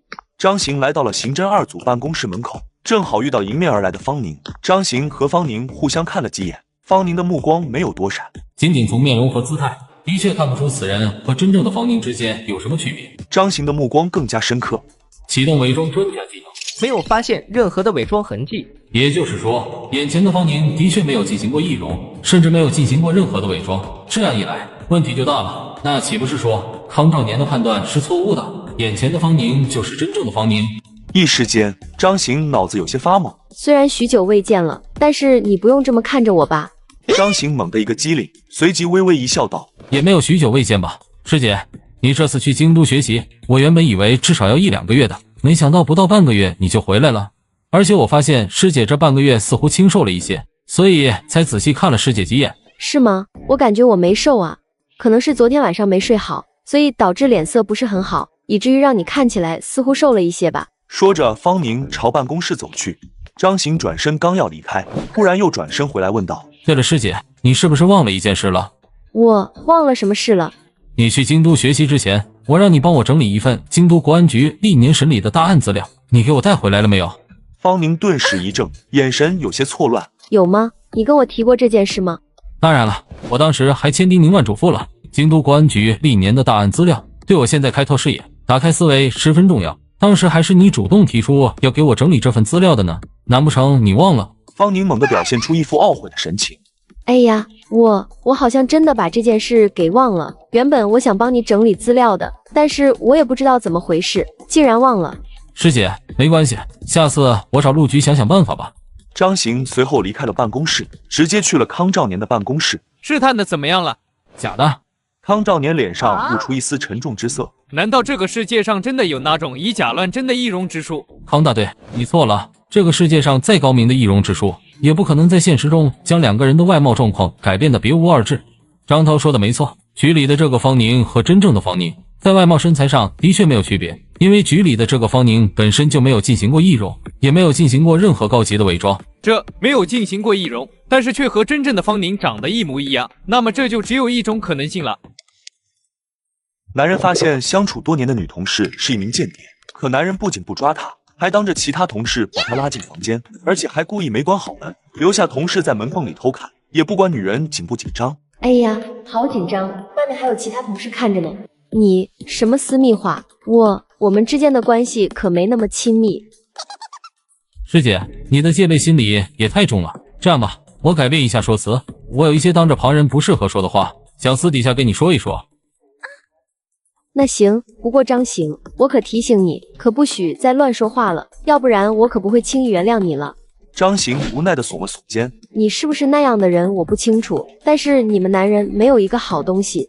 真正的方宁不会说出男人没有一个好东西这样的话，而且真正的方宁还没有谈过恋爱。贾方宁似乎也意识到了自己说的话有些问题。哎，我最近看了一部电视剧，里面的渣男把我气坏了。我不是针对你，我知道你对我挺好的，你这么盯着我干啥？不是说有什么话要私底下对我说吗？你现在可以说了。既然师姐不讨厌我，那么我准备向上面打报告，申请和你直接谈恋爱。张行，你这么做是不是太快了？不算短了，好的感情几乎都是一见钟情的。怎么？难道师姐对我没有任何好感吗？贾方宁脸上闪过一抹稍纵即逝的哼笑，就像鱼儿上钩了一样。不是的，只是你现在是局里炙手可热的人物。说实话，我觉得我现在不配和你谈恋爱。张行心里冷笑。贾方宁现在已经开始顺着我设置的陷阱，一步一步的露出狐狸尾巴了。师姐，这样吧，我去找陆局谈谈，让陆局批准你参与我负责的大案。陆局对我不错，我相信他会听从我的建议的。贾方宁愉快的点了点头。张行突然伸手将他往自己身上一拉，贾方宁措手不及的跌入张行的怀中。张行，你不能这样，你这样我真的要生气了，而且如果被人看到了，我们俩将会成为整个分局的丑闻。不管他。这个张行到底在干什么？让他去抓间谍，他竟然用这种方式以身试法，马上让人进去打断他，不要做出过火的事情。不久，别着急，我很了解张行。张行不是那种定力不深的小年轻，他绝对不会为了美色去做那种荒唐的事情。紧接着，贾方宁发现自己的2个手腕上突然多出了一副手镯，他甚至根本没有察觉手镯是什么时候戴上去的。张行，你在干嘛？为什么要给我戴手镯？哦，虽然你不是方宁本人，但你应该也姓方，我称呼你方女士吧。我现在可以很不幸的通知你，你正式被捕了。张行，你在说什么？什么间谍？什么不是方宁本人？我不是方宁又是谁？你连我都怀疑。张行摇了摇头。尽管你们身材样貌没有区别，尽管你尽力把自己的性格塑造的和方宁本人一样，但这都不能掩盖你不是方宁本人的事实。你不用急着否认，我相信很快就会坦白一切的。张行，你有什么权利仅仅凭你一人的猜测就抓捕我，更没有权利审问我？我不妨明白的告诉你，从你进入川渝国安局地下基地的那一刻开始，无数双眼睛就对你的身份产生了怀疑。最后一个问题，既然你早就怀疑我，为什么还要把我带到这间会议室里来？为何要伪装深情，对我做出那样的轻浮举动？我对你做什么了？这可冤枉了。如果说针对你做了什么，我觉得是羞辱，这个词比较准确。张行，你特意把我带到这间会议室，目的就是为了羞辱我？张行没有迟疑，非常诚恳地点了点头。既然你把我当主攻方向，那咱们之间从某种程度上说就是一种对手的关系。你浪费了我的时间，消耗了我的精力，所以我个人还要送你一些屈辱。张行，你这个混蛋，我真是错看了你，没想到你竟然是这样一个伪君子。检测到宿主击溃间谍心理防线，特此奖励记忆搜查技能1次，请宿主替粉丝们教训女间谍。他也彻底意识到，在打击人心这方面，张行所做的远比他想象的还要厉害。一直看着监控画面的陆长林和康兆年终于松了口气。陆局，我的猜测没错，张行刚刚的做法只不过是一种击垮对方内心心理防线的一种方式而已。虽然做法有些偏激了，但他的目的还是为了办案嘛。岂止是偏激，他刚才的做法根本就是违反规定的做法，这种行为相当危险。等这件事结束以后，我必须要严肃认真的批评他一顿。别的不说，先把会议室里面的那份监控录像删掉再说。康兆年不由得微微怔了一下。陆局啊，陆局，你口口声声责备张行这个臭小子，但真正护犊子的还得是你。在开始之前，贾方宁女士，你现在有且只有一次减轻罪行的机会，那就是在我还没有对你进行盘问之前，主动交代出你的真实身份和你伪装进入川渝国安局的目的。如果你选择拒绝这次机会，也就意味着你放弃了最后一次减轻罪行的机会。贾方宁愤怒地看向张行，我觉得你对我怀有私仇，你根本无法公正地对待这次调查。我要求更高级别的人员对我进行调查。对不起，针对你的审问，国安局高层人员已经全权委派给我，你没有任何拒绝或者重新要求其他办案人员对你进行审问的权利。如果不更换其他人来，那我拒绝配合。既然你已经做出了选择，那么我恭喜你，失去了唯一一次减刑的机会。下一秒，张行不再说话，彼此陷入沉默状态，而张行正在使用记忆搜查技能对其记忆进行查看。他搞不清楚张行到底在做什么，他不知道眼下这样的情况要维持到什么时候，他更不知道接下来自己要面临的是什么。我要喝水，张行，你听到了没有？贾方宁愤怒地用自己的肢体语言表达了自己的不满。你叫方茴，方宁的同卵双胞胎妹妹，你的父亲是方大勇。贾方宁顿时彻底怔住，脸上闪现出了一抹稍纵即逝的震惊。你说的没错，我和方宁的确是一对同卵双胞胎，她是姐姐，我是妹妹。我这次假冒她，就是为了攻克你。哦，你父亲好像交代给你的任务不是这个啊。间谍明明已经出门，国安却把男人家里翻了个底朝天，不仅连垃圾桶都要翻2下，就连院子里的狗窝都没放过。可他们依然没发现间谍的踪迹。他老婆说他今早离家后就再也没回来过，就连手机也一直是关机状态。可是监控根本没有发现他出门的画面。你说一个活生生的人怎么就这么消失了呢？张行点了点头，来到沙发边坐下。方太太，你女儿方茴已经交代了，其父方大勇是一名间谍。你今天亲眼看见了方大勇早晨离开家门吗？是的，不仅我看见了，钱姨也看到了。方大勇是早上几点离开的家？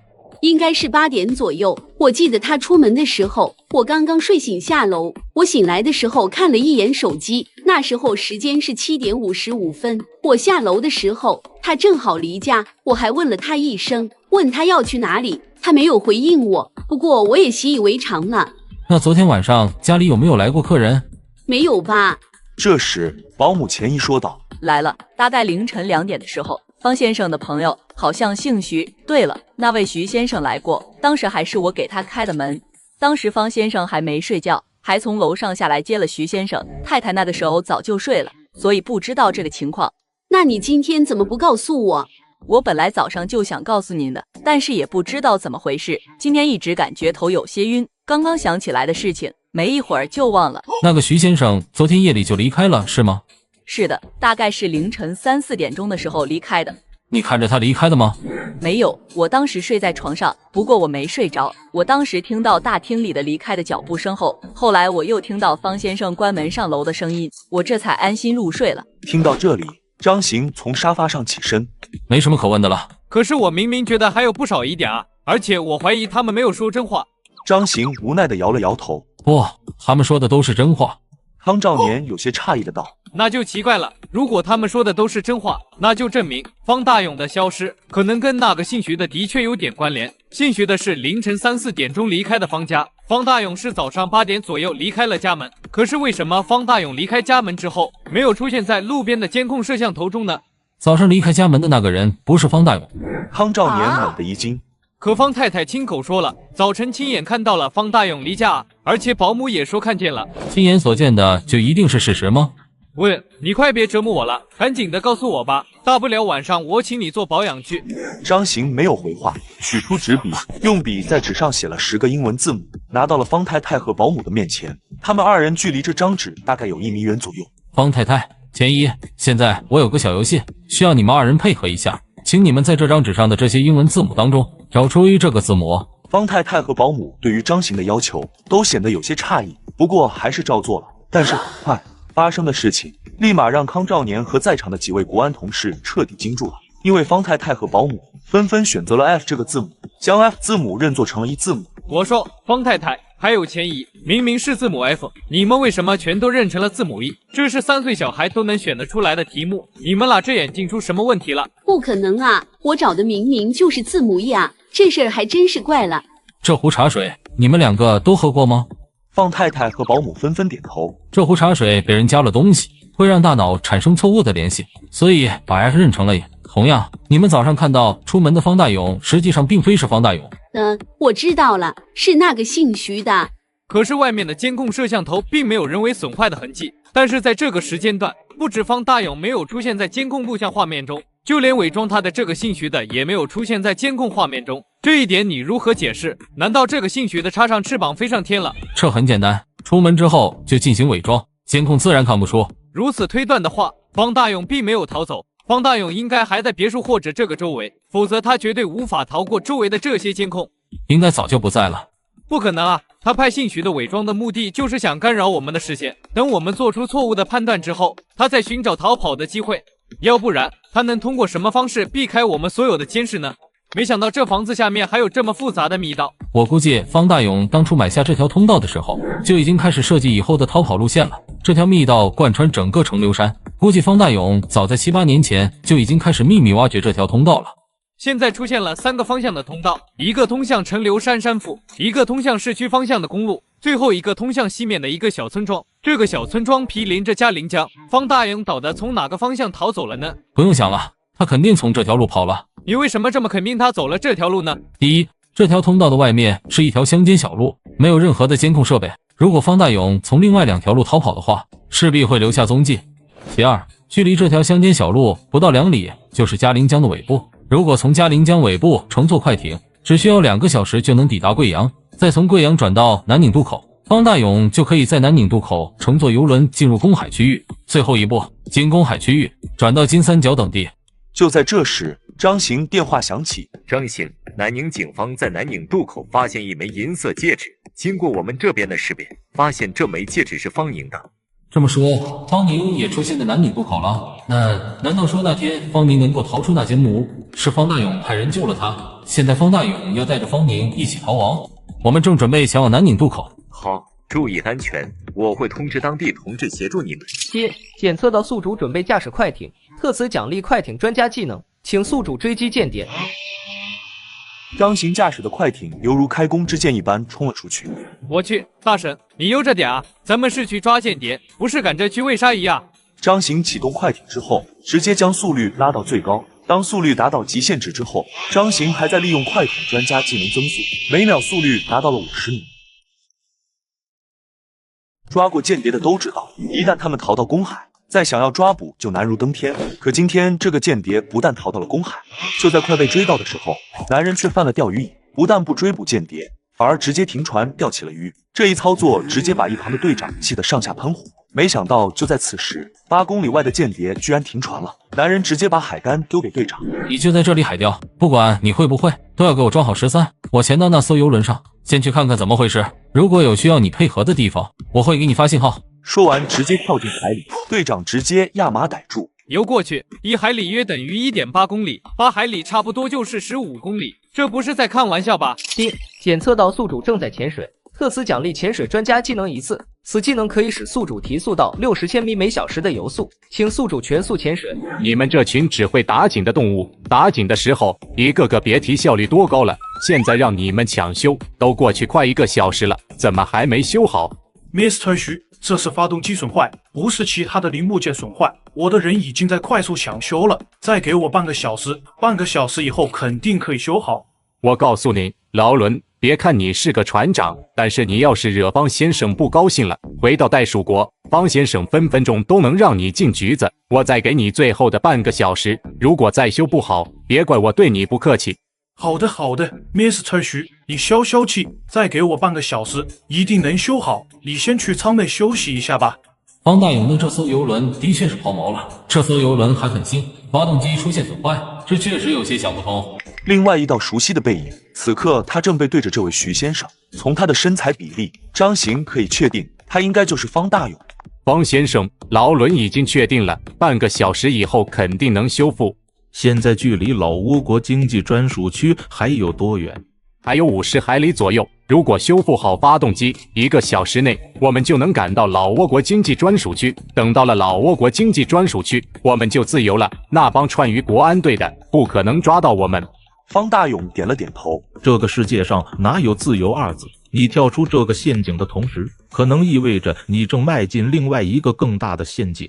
千万不要小看了这帮国安队员。据我掌握的消息，川渝国安分局里面有一个叫做张行的队员，若非他的存在，这盘棋我不一定输。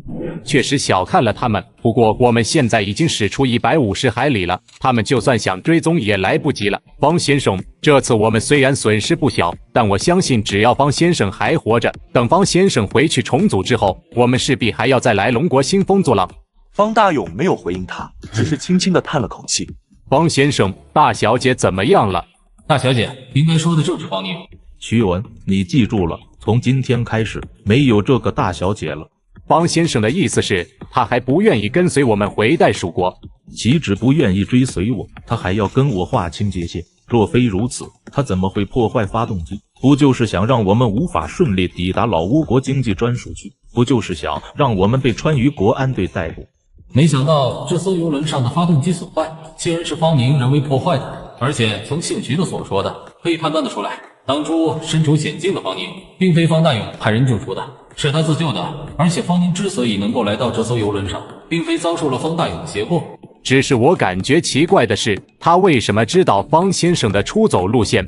这一点怪我。以前下棋的时候，我习惯性的都会说给自己留一条后路。这条后路就是我的逃生之路，路线就是沿着南宁渡口下海，从公海区域进入老挝经济专属区。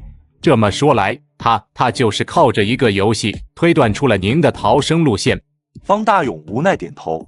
对了，方先生，那方您应该如何处置？你认为应该怎么处置他？下属一切都会听从方先生的意见，下属对于方先生的安排不敢有任何猜疑。方大勇冷哼了一声。既然是一头无法驯化的孤狼，那么留着它只能无休止地破坏我们的行动。等到这艘游轮启动的那一刻，让它永远地留在这片海域吧，这里或许就是它最后的归宿。站在原地的徐文心中震惊不已。通过边缝的这道小口子，张行看清楚了房间里的人，一个嘴巴上还贴着封条的女孩子，不是别人，正是消失多日的方宁。张行悄悄来到方宁后面，正要解开方宁的束缚，突然有人说话。把大小姐带到船顶来，我要亲手送她去这片自由之地。Mr. 徐，方先生让你去船顶。你在这里守着，我马上下来。方先生，发生什么事了？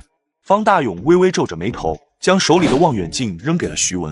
徐文马上拿起望远镜，朝身后方看去，只见8海里外，此刻正停泊着一艘快艇，快艇上面还有一个身穿休闲服饰年轻人，正拿着鱼竿海钓。原来是个海钓的，我还以为国安队追过来了呢。Mr. 徐，不必惊慌，那艘快艇上面只有一个人，他正在海钓。我已经观察了一段时间了，他的海钓技术似乎还不错，都钓上来2条鱼了。我们一路行驶过来，并没有发现身后有快艇跟着。这艘快艇为什么会突然出现在8海里外？还有，你们注意这艘快艇的外观，似乎不是普通的民用快艇。Mr. 方，我们行驶过程中虽然没有注意身后方有快艇航行，但是这片海域盛产蓝鳍金枪鱼，平时来这片海域海钓的快艇很多。再说，我们已经在这里停泊了将近1个小时的时间了，那艘快艇或许是周边海域航行过来的海钓快艇。方先生，麦克船长说的有些道理。不管如何，尽快修复发动机，启动油轮离开这里。Mr. 方，刚刚我的船员已经通知我，发动机故障已经修好了，我已经命令他启动油轮了。方先生，到时间了。好的，把大小姐带上来。大小姐，其实我不太喜欢做这种辣手摧花的事情。大小姐在我心目中是一朵圣洁的白莲花，我对大小姐除了欣赏就是欣赏了。但是没办法，大小姐你挡了我们的生路，那对我们来说都是一种巨大的威胁。方先生，还有没有话要对他说？然而就在这时，一名船员着急忙慌地跑上了船顶。不好了！男人拿出堵船工具，对着地面就开始矿井一顿挖。就在男人9981下之后，地面居然喷出了高达8米的水柱。男人看到后并没有感到惊讶，反而偷偷躲到一旁，直到有人听到动静后赶了过来。男人则是突然闪出，将其击晕。不一会儿就有33人因为这该死的好奇心被击晕。男人迅速将他们藏好，直到船长不耐烦地跑了进来。我说你们还没开始干活就摸鱼，是不是不想干了？当船长看到8米8长的水柱后，吓得裤子都掉了2条。此时的船长也不管裤子垮没垮，直接跑了出去。不好了，不好了！船舱下层进水了，有人破坏了驾层。当方大勇听到这个消息后，脸色大变。有人上船了，快推他下海！方宁突然挣脱了手镯，先是一个凌厉的闪身，躲过了徐文。紧接只听见徐文惨叫一声，被方宁直接反扔进了大海里。就在这时，方大勇将枪口对准了方宁。就在他准备开枪的那一刻，突然一颗子弹从另外一个方向袭来，手中的手枪也滑落在甲板上。张行看了一眼方宁，朝方宁点了点头。张行首先朝着天空打响了和齐安约定的信号枪，一束绚烂的光束在空中散开。8海里外，正在佯装海钓的齐安看见了天空中传来的信号，猛地一惊，立马扔掉了手里的钓鱼竿，并且迅速来到了驾驶位。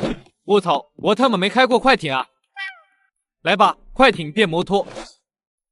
快艇迅速启动，朝前方航去。我来自龙国川渝国安分局，此刻正在执行一桩抓捕间谍。你们的雇主，眼前的这位方先生，涉嫌重大间谍案。你们现在的行为已经构成帮助间谍跨国逃亡的罪名。我们并不知道这位方先生是间谍，我们是无辜的。张行冷哼了一声，如果你们是清白的，相信很快就会还你们清白。但是如果有人试图反抗，那么后果自负。手脚接中了枪的方大勇斜倒在甲板上，目光中充满了愤怒和不甘。你就是国安队刑侦大队的张行？张行微微点头。如果我没猜错，油轮底层是你破坏的，方宁手上的捆绑的绳子也是你解开的，对吧？不过我很好奇，你是什么时候上的油轮？对不起，你没有资格知道这些。没想到最后我还是棋差一招。但是张行，我不是败给了你，我是败给了自己的女儿。若非她提前破坏了发动机，此刻的我早已到达了老挝经济专属区。虽然我听说过你的能力，但是一旦我到了老挝经济专属区，你同样抓不到我。张行继续冷哼了一声，你说错了，你并没有败给任何人，你是败给了你自己。试想当初，如果你没有试图将方宁培养成为一个双料间谍，可能也不会出现今天的局面。你说的对，的确是败给了自己。我在瑞士银行还有一个私人户头，里面还有一些钱。你满足我的愿望，我把这笔钱交给你，这笔钱就当是我留给宁儿的嫁妆了。你父亲已经无可救药了，你去船舱吧，剩下的事情交给我。方宁再次点头。然而就在方宁准备转身进船舱的一瞬间，突然一道人影从围栏边窜了出来。不过此时就在男人快要得逞的时候，突然被击倒。方宁，我来了，都没事吧？方宁见到了队长到来，脸上终于露出一丝欢愉。不多时，身后方出现了一艘游轮的身影。谢天谢地，咱们大部队终于来了。你说说你，非要破坏这艘游轮的底层甲板干什么？要是咱们大部队慢个半个小时，咱们这些人啊，就全得喂鲨鱼了。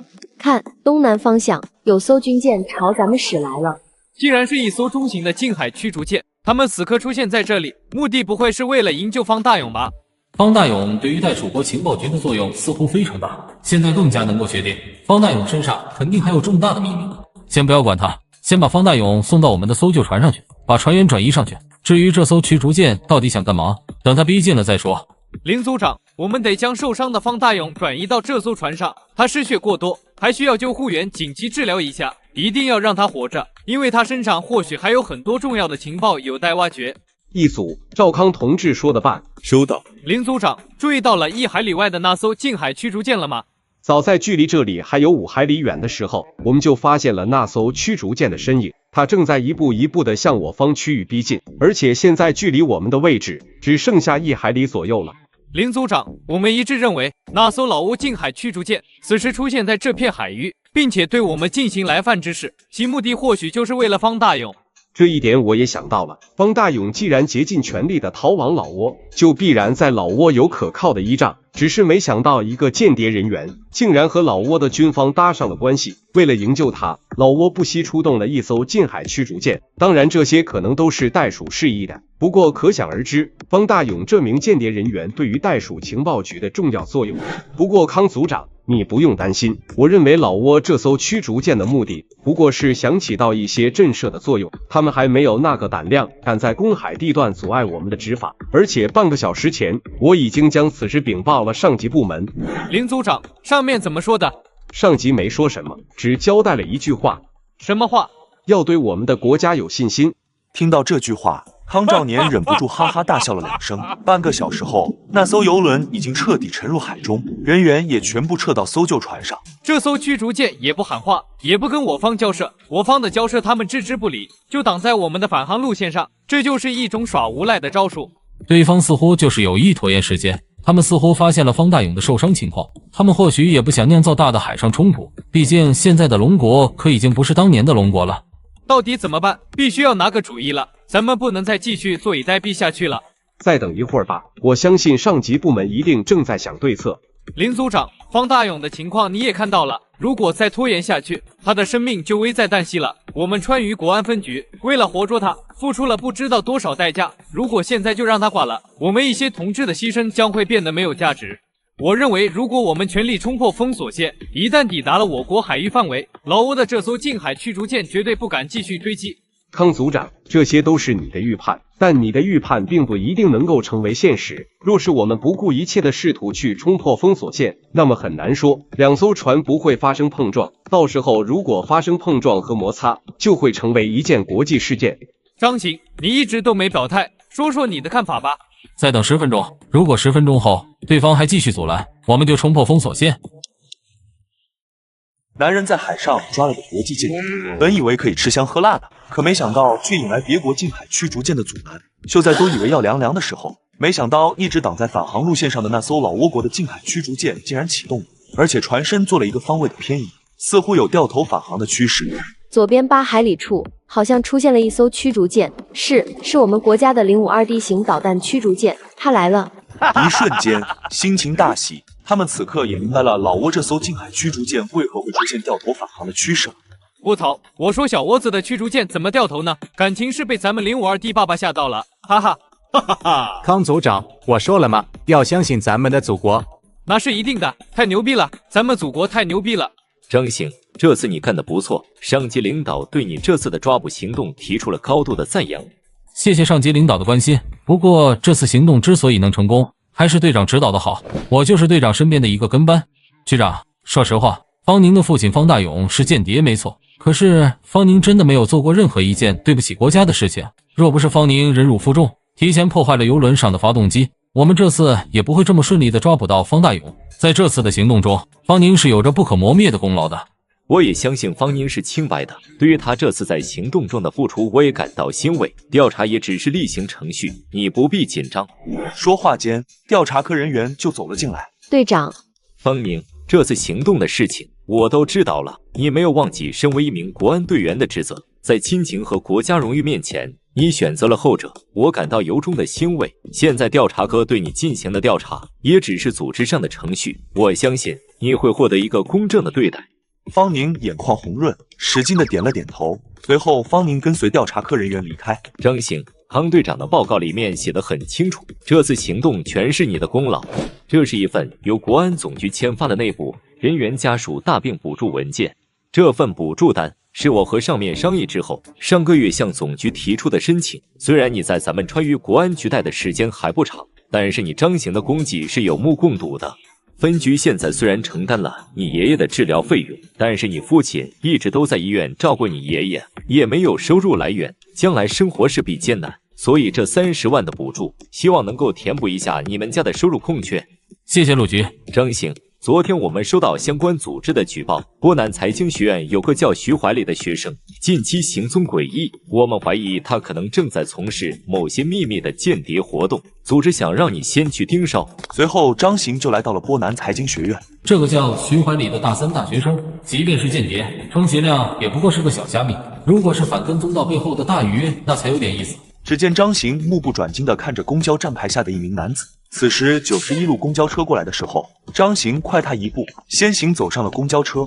张行坐在后排位置，徐怀里坐在前排位置。徐怀里时不时的会左顾右盼一下，不过此时的张行一直低头刷着手机，他这普通的穿着打扮也并未引起徐怀里的注意。不久后，公交车到达终点站，张行等人走得差不多了，也跟着下了车。看见徐怀里朝商业街东边去了，张行紧接着也跟上了，一直和徐怀里保持着100多米远的距离。事实上，徐怀里虽然有一定的警惕性，知道偶尔回头看看，但他毕竟不是经验老道的间谍分子，有些警惕性的反跟踪动作更像是一种理论式的操作，估计是有人提醒过他。不一会，徐怀里就走进了一家桃园宾馆。小丽呢？还没完事吗？已经催了，快了，大概还有5分钟。徐怀里哼了一声，快点吧，等得不耐烦了。5分钟后，果然传来了消息，小老板，小丽已经在6号房等着你了。等徐怀里进去后，张行也马不停蹄地走进了桃园宾馆，大啦啦地朝老板喊了一声：“小丽呢？我找小丽。”宾馆老板一副吃惊的样子：“小丽这丫头今天生意火爆啊！小老板，小丽需要等待一会儿。”什么？1个小时？那我等不了，火气大着呢。随后，在宾馆老板的推荐下，张行找了个叫小冯的，在张行的强烈斡旋之下，要了一个7号房，就在徐怀里所在的那间房的隔壁。进了7号房之后，张行正贴着耳朵监听隔壁的动静。没多久，那个叫小冯的走进了7号房。小冯脸带诧异地问了一声：“老板，你干嘛呢？”我本来是来找小丽的，结果听说小丽让6号房的客人包了，我想听听动静，特殊爱好，你不懂。小冯轻轻切了一声：“这算什么？比你变态的我见得多了。老板，小丽有什么好的？我比她进来的早，技术比她好，更关键的是服务态度比她好多了。你就别听墙根了。”张行一直在听着隔壁的动静，随意的朝小冯推了推：“干啥呢？别打扰我干正事。原以为徐怀里来这里可能有什么阴谋呢？毕竟电视剧里一些个侦探剧里，通常都会把宾馆这种地方设定为秘密的联络地点或者是接头地点。这家伙纯粹就是来发现的。”老板，你不会是记者吧？开什么玩笑呢？我再听一会儿，找找状态，你先忙你的。哼，你肯定是不怀好意的记者，伪装客人来我们这里打探消息。我去告诉老板。张行顿时一惊，老子最烦的职业就是小报记者，你他妈的非要说我是记者，看老子今天非得让你求饶。就在张行不知多措的时候，房间角落里面突然传来了一阵警报声。不好，来查房了，老板快跑！男人每次住酒店都必须先趴在墙边听半个小时，虽然住的是豪华套间，可这房间不仅不安全，还时不时有人半夜闯进来。老板快点，从这里出去，有个后门。哎，我不管你了，这种时候还在发呆。小冯着急忙慌地跑出了门外。此时的男人不仅不着急，还幸灾乐祸地看着跑出去的小冯。这都是老套路了，这会儿后门方向肯定早就提前设伏了，现在从后门走等于是自投罗网。原来男人此时正在调查一名间谍，怀疑他来到这里是在进行秘密交易。虽然这次我是带着任务来的，即使抓到了，解释清楚也就行了，但问题是一旦被抓到，我的这次任务也相当于是失败了。对了，徐怀里也不能被抓，要是被抓了，我还怎么完成任务？张行迅速起身来到隔壁房间，徐怀里脸上顿时也露出了疑惑之色。这小子不会是便衣吧？兄弟，别紧张，我跟你一样，都是过来玩的，谁知道这么倒霉，还没来得及开始，就碰上这档子事了。徐怀里穿好衣服，没搭理张行，直接就想朝门外冲去。后门肯定有人把守，现在去等于是自投罗网。哈哈，你这房间我上回住过，这个房间窗口和1楼地面中间隔着一个小跳台，从这里可以直接跳下去。张行一把爬上窗台，还愣着干什么？不想被抓的话，跟我走。说完，张行就直接跳了下去。此时的徐怀礼也顾不上思考太多了，急忙也爬上了窗户，看着外面的高度，徐怀礼双腿就开始不由得有些打颤。喂，再不跑就跑不了了。干什么？别跑！徐怀礼一惊，强行闭着眼睛跳了下去。喂得，有人跳楼逃跑了！站住，别跑！张行心里叫苦不迭，做梦都没想过自己也有被女同志追的这一天。两人兜兜转转跑出了巷子，身后的同志依旧在追。此时徐怀礼明显有点体力不支了，如果不带着他逃跑，估计很快就会被抓住。兄弟，你跑吧，我实在跑不动了。张行四处看了一下，会游泳吗？徐怀礼急忙点了点头。张行紧接着二话不说，拉着徐怀礼就朝护城河方向跑了去。两人直接跳了下去。当女同志赶来的时候，见两人已经朝对岸游去了，女儿示意后在栏杆上拍了一下。就在女同志准备拦车征用的时候，接到了一个电话后，还松了一口气。特么的，不就放松一下吗？搞得像是犯了多大的事一样，发型都被搞乱了。兄弟，今天感谢你了。出门在外的，谁还不遇到点难处啊？不过是举手之劳。虽说现在没追上来了，但咱们最好还是别跟这儿待着，咱们得打个车，朝远一点的地方过渡一下。兄弟，你还有钱打车吗？我身上的钱都被小冯吸干了。不久，张行和间谍搞到一起了，正坐在一家烧烤店门口吃烧烤。不是让盯梢吗？为什么坐到一起去了？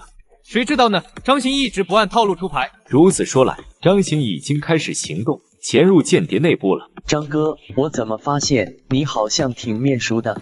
特么的，不会这么快身份就被识破了吧？哦，是吗？这不奇怪啊，我时不时的就会去桃园宾馆找些乐子。徐老弟，你不也经常去吗？可能原先咱们就碰过面，只是没认识罢了。桃园宾馆我一共只去过2次。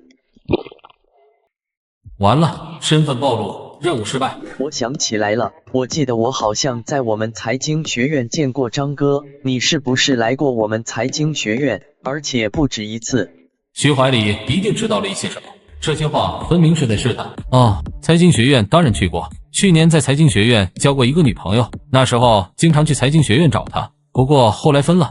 哪个专业的？金融系。怎么着，徐老弟难不成认识我前女友？如果我没记错的话，张哥女朋友是叫赵芳对吗？张行心里猛地一惊，我去，你还真认识赵芳？徐怀礼拿出手机，打开了赵芳的空间相册，找到了2张照片。我和赵师姐不在同一个院系，但在同一个社团，一直以来关系都不错。张行一副目瞪口呆的样子，心里这才放松了下来。不如这样吧，我打个电话给赵师姐问问吧。不给张行任何拒绝的机会，徐怀礼直接拨通了赵芳的电话。这条小虾米并非像自己一开始想象的那么简单，起码他现在一连串的试探还是有些水准。很快，只听见电话里面传出：“渣男，我想他。”徐怀礼被赵芳莫名其妙的反应弄得一脸蒙圈，随后张行终于松了一口气。张哥，女人这种东西很麻烦的，所以张哥不会怪我直接挂了电话吧？张行见已经取得对方信任，随后表示自己无处落脚。徐怀礼出于感激，便答应收留张行。男人每次兼职都要租一间房，不仅要求房子位置必须偏僻，还得要龙蛇混杂。就算房子里面垃圾满地，食物发霉，男人却也很是满意。徐老弟，这样的房间不等于白交了1个月的房租，这不太亏了吗？这点房租算什么？我一趟活至少也能赚个18000的，这点成本小意思。嘿嘿，鱼儿上钩了。徐老弟，你到底干的什么工作啊？这么挣钱啊？你看起来很着急的样子。那不是废话吗？我现在手头1毛钱都没有。徐老弟，你到底要给我介绍什么工作？我没别的要求，就一个，尽快安排我工作。徐怀礼点头笑了笑。张哥，你会拍照吗？那当然，哥们是业余摄影爱好者，以前有一台单反，玩了好多年，后来因为没钱，就放在闲鱼上贱卖了。张哥，我果然没看错人，我要给你介绍的工作就是拍摄类的工作，而且只需要手机拍摄就行。这么简单？刚好最近就有一单在波南市东边的海港拍摄几组军舰照片，据说东边海港目前有一艘驱逐舰正在海港进行维护，主要要求拍摄的就是这艘军舰的维护画面。徐怀礼应该从事这项行业至少半年有余了。一开始他可能的确不知道自己的行为是犯法的，但随着拍摄任务的增多，他不可能不知道他自己现在到底在做些什么。张哥，怎么样？这趟活有兴趣试试吗？咱们这个东家的癖好倒是挺特殊的，不过拍摄军舰这种事情，我怎么总觉得有点不大对劲呢？徐老弟，这不违法吧？徐怀礼顿时脸色一变，违什么法？不就是拍摄几组照片吗？我原以为张哥你是个直来直往、不拘小节的人，没想到张哥你胆子这么小。说实话，要不是我还有别的重要的事情要做，这趟活我真不想给别人。老板说了，这趟活干下来能给8000块佣金，不过就是拿着手机随手拍几组照片就能赚到8000块钱，毫不夸张地说，这就等于是天上掉馅饼的事情。我要是找别人的话，肯定会有人抢着干。如果不是看张哥跟我投缘，今天又帮了我，我也不会把这趟活交给张哥你。徐老弟，你这说的什么话？我没说我不干，我干，明天就去干。8000块钱啊，能顶我2-3个月的开销了。张哥，这才对吗？在这个世界上，你记住，什么都没有钱靠得住，8000块钱只是一个开始，只要你够听话、够聪明，以后赚大钱的机会有的是。张行假装激动地点着头。徐怀礼应该不会这么好心，把这么好的差事交给自己去办。相比他以前的那些拍摄任务，这次去海港拍摄军舰维护的照片，显然风险大多了。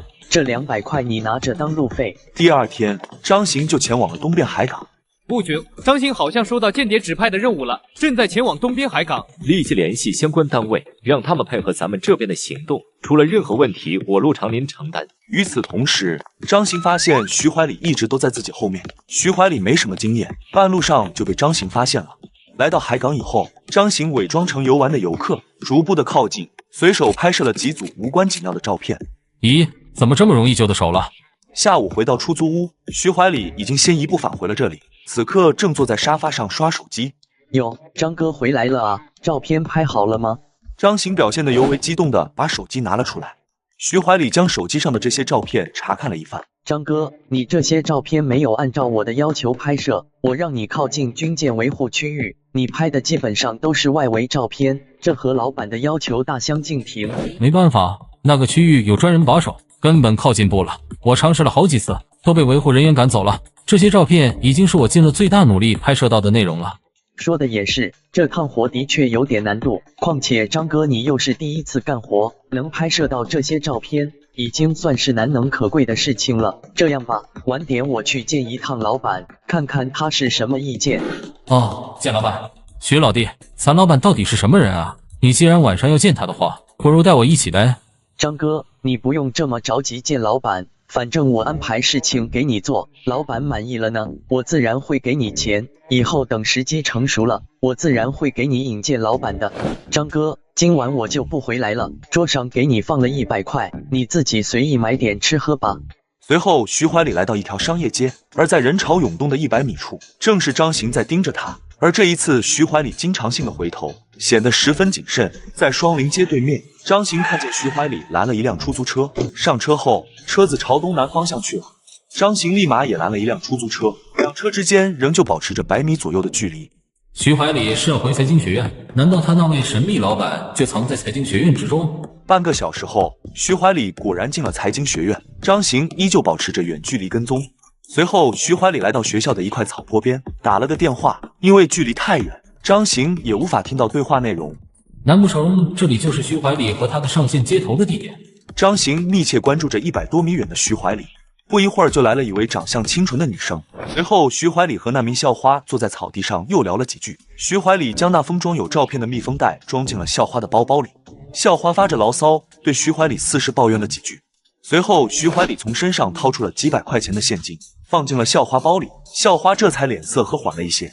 没多久，校花就起身了。徐怀礼又特意嘱咐了他几句。国安局的人到底有多可怕？男同学只是和校花在小树林约会，他就怀疑这个人是个间谍，因为不管是身形还是样貌，这人都跟他要找的间谍十分相似。为了证实这一猜测，张行果断对校花进行了盯梢。不一会儿，他们到达了市区的一家高档酒店。汪诗涵进入这家酒店之后，应该就会和徐怀里的上线碰头了。可就在张行准备下车的时候，突然间，汪诗涵乘坐的那辆网约车在酒店门口停放了一会儿后，又开走了。汪诗涵一直都在车上，并未下车。张行急忙返回出租车内。师傅继续跟进了前方的网约车。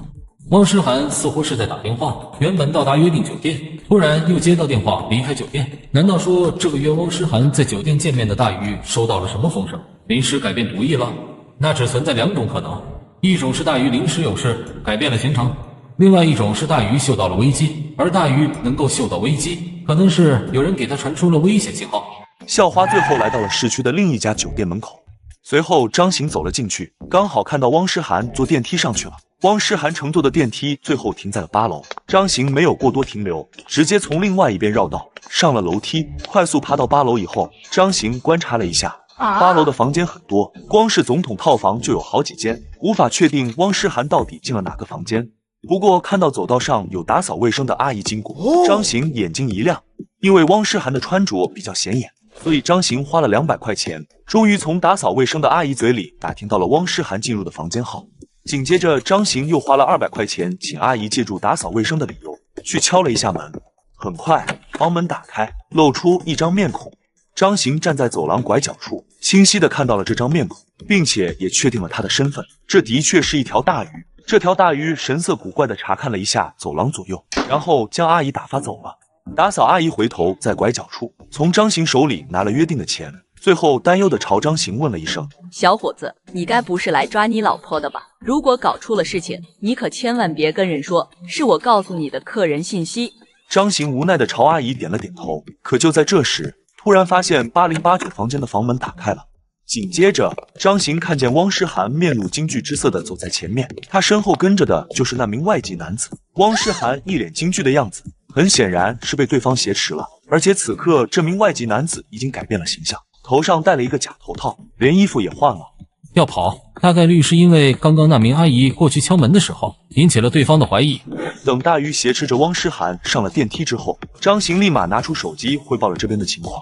张行来不及多想，急忙从楼梯跑了下去。此时的大鱼已经开车走了。随后张行紧急征用了一辆2手 BYD。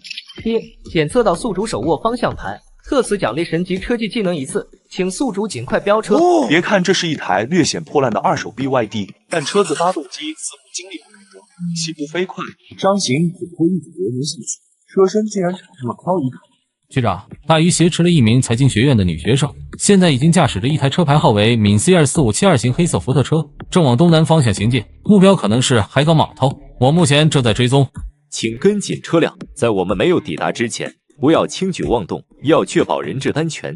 局长，请放心，张行这次你立大功了，让你跟踪虾米，没想到让你发现了一条大鱼。你放心，这条大鱼肯定跑不了了，立马联系交通部队，沿途设置障碍，让他肯定到不了海港码头。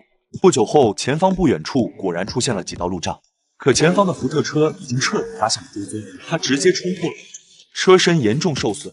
面对路障，张行也没有丝毫停止前进的准备，从福特车撞开的路障空隙间冲了过去。车胎已经严重受损，发动机应该已经开始漏油了，最多再开10公里，肯定要熄火。不过我估计它开不到10公里。福特车在行驶了大概只有5公里左右，果然停下了。不过它不是因为熄火而停车，而是因为道路前方5-6辆警车还有国安成员都已经把守在了封锁线上。都别动，不顺他游戏的话，都给我把枪放下。这名外籍男子是个华国通，中文说的十分流利，俨然是一个潜伏在国内很长时期的间谍成员。救救我！救命啊！面对挟持，汪诗涵恐惧地哭喊了一声：“放掉这个人质，我来做你的人质。你的目的无非是需要有人将你护送到海港码头。”局长沉着冷静地朝外籍男子喊了一声，朝前走了几步。站住！外籍男子冷笑了一声：“陆局长，对于你的建议，我不感兴趣。这个小妞orange就行了，立即给我派一辆车，接走这里所有的封锁线，否则大家就一起玩玩。”就在这时，张行嘴里又轻声开始数起了数：1、2、3。只听前方挟持着汪诗涵的那条大鱼突然痛苦地大叫了一声，就在这一瞬间，张行一个火飞上去就按住了大鱼。只因付款时掏出钱包，男人就怀疑眼前的小伙是小日子间谍。只见奶茶购物员询问他要买什么品类的时候，他只是伸手指了指，随后向周围看了2眼，骑上电动车就朝东南方向去了。车上的张行立马启动车辆，朝电动车追去。张行，你偏离路线了，往局里去的不是这条路。队长，我不是要回局里，我是要看看前面那个骑电动车的男子。我发现他刚刚在买奶茶的时候，行为有些怪异。队长一惊，刚刚一直在我前面买奶茶，并未看见这小伙子有什么异常。不可能吧？我看这就是个大学生，是不是看错了？队长，是对是错，咱们一看便知。半个小时后，张行将车子停了下来。张行，我们一路过来，这小伙没有半点警觉，不像是间谍。我觉得我们得赶快回去，局里还有好多事情等着处理。张行此时眼睛一直盯着前方，很快那名小伙就在草地上躺了会儿。这小子的确看起来不太正常，这么大热的天，躺在草地上晒太阳。购买奶茶的时候就发现这小子有问题。当时我看到他的钱包里装有不少日元，一个学生又不是出国消费，钱包里装那么多日元干什么？张行和队长绕到了树后面，观察着小伙的一举一动。果不其然，男子大概在草地上躺了不到5分钟左右，就起身打开了他的背包。紧接着，他从背包里面取出了一些零部件。由于距离较远，也看不出来什么名堂。队长，这附近有什么保密单位吗？保密单位好像没有，不过倒是有一所化工厂，在咱们波南市范围内。这所化工厂应该是数一数二的存在，对方的目的肯定是奔着化工厂去的。化工厂虽然不是什么保密单位，但化工厂里许多设施建设都尤为重要。早些年国内就发生过不少化工类的数据泄露事件。看到对方无人机起飞，张行朝队长征询了一声。队长，基本已经可以确定，该男子使用无人机肯定是要偷拍化工厂，我觉得大概率是个虾米，要不要立即对他采取行动？等等，康兆年皱着眉头，拿出手机拍了张照片，然后输入到了国安手机里面的情报搜寻软件当中。没一会儿，软件页面出现了一条提示，无法查询，没有相关记录。康队笑了笑，的确是个虾米，咱们情报系统中没有备案，也就算是说他不是咱们情报部门放的鱼饵，可以抓捕。所谓的鱼饵，就是虾米当中被国安情报部门已经标注了的可疑间谍分子。这类鱼饵是不可以立即抓捕的，原因是想通过它放长线钓大鱼。得到队长的指示后，张行悄悄朝草地方向摸了过去。男子正在调试无人机，所有的注意力都放在了天空上的无人机上，只给张行留下一个背影。就在这个时候，张行果断出击，猛地朝他背后扑了过去。不许动！男子被张行牢牢地压在身下。你们在干什么？青年说话明显不太流利，口音也不太对。队长此时从男子的背包中找到一张学生证，没想到这小子竟然是个岛国来华的留学生。你们是什么部门的？为什么要抓我？我们抓人从来不需要理由。放开我，我要打电话。阿嘎，你们这是非法拘禁，我是国际留学生，我在你们华国享有高级别的留学生待遇。阿嘎，你们到底听到没有？我要去法院告你们。阿嘎，把你老鸡，再说话，老子立马把你变得谁都不认识。陆局长，你刚刚火急火燎的打电话告诉我，说是我们组里抓获的那名到岛国留学生的审讯信息已经出来了，而且身份不一般，到底怎么个不一般法？哦，张行同志抓获的那名岛国留学生，虽然算不上一条大鱼，但也绝对不是一条普通的小虾米。康兆年和张行都不由得愣了一下。根据审讯处信息表示，这名岛国留学生隶属于一个叫做松下青年会的岛国留学生组织。据相关数据统计，岛国在华的至少1半的留学生曾经都加入过这个组织。这不就是岛国的一个留学生组织，主要职能相当于是一个老乡会，将岛国在华的留学生网络在一起，定期举行团建，加强联络。这怎么看都是一个小虾米。老黄，你别急，在审问过程中，他虽然只交代了他是松下青年会的成员，但我们通过其他手段撬出了另外一个秘密，他父亲是岩井组织中的成员。岩井组织，这个岩井组织是岛国一个非常资深的间谍组织。早在抗岛战争爆发初期，岩井组织就曾在华国独立开辟情报战场。而这名岛国留学生，他的情报素质以及心理素质都太差了，我们半个小时他就全部都撂了，连他父亲都被他出卖了，还从他口中得知了渡边淳二近期会来华国。那么也就是说，渡边淳二这次来华极有可能是要通过松下青年会这个组织，在国内制造新的间谍案件，而我们现在所有的可能性，都需要从松下青年会这个组织开始。陆局长略含深意的点了点头。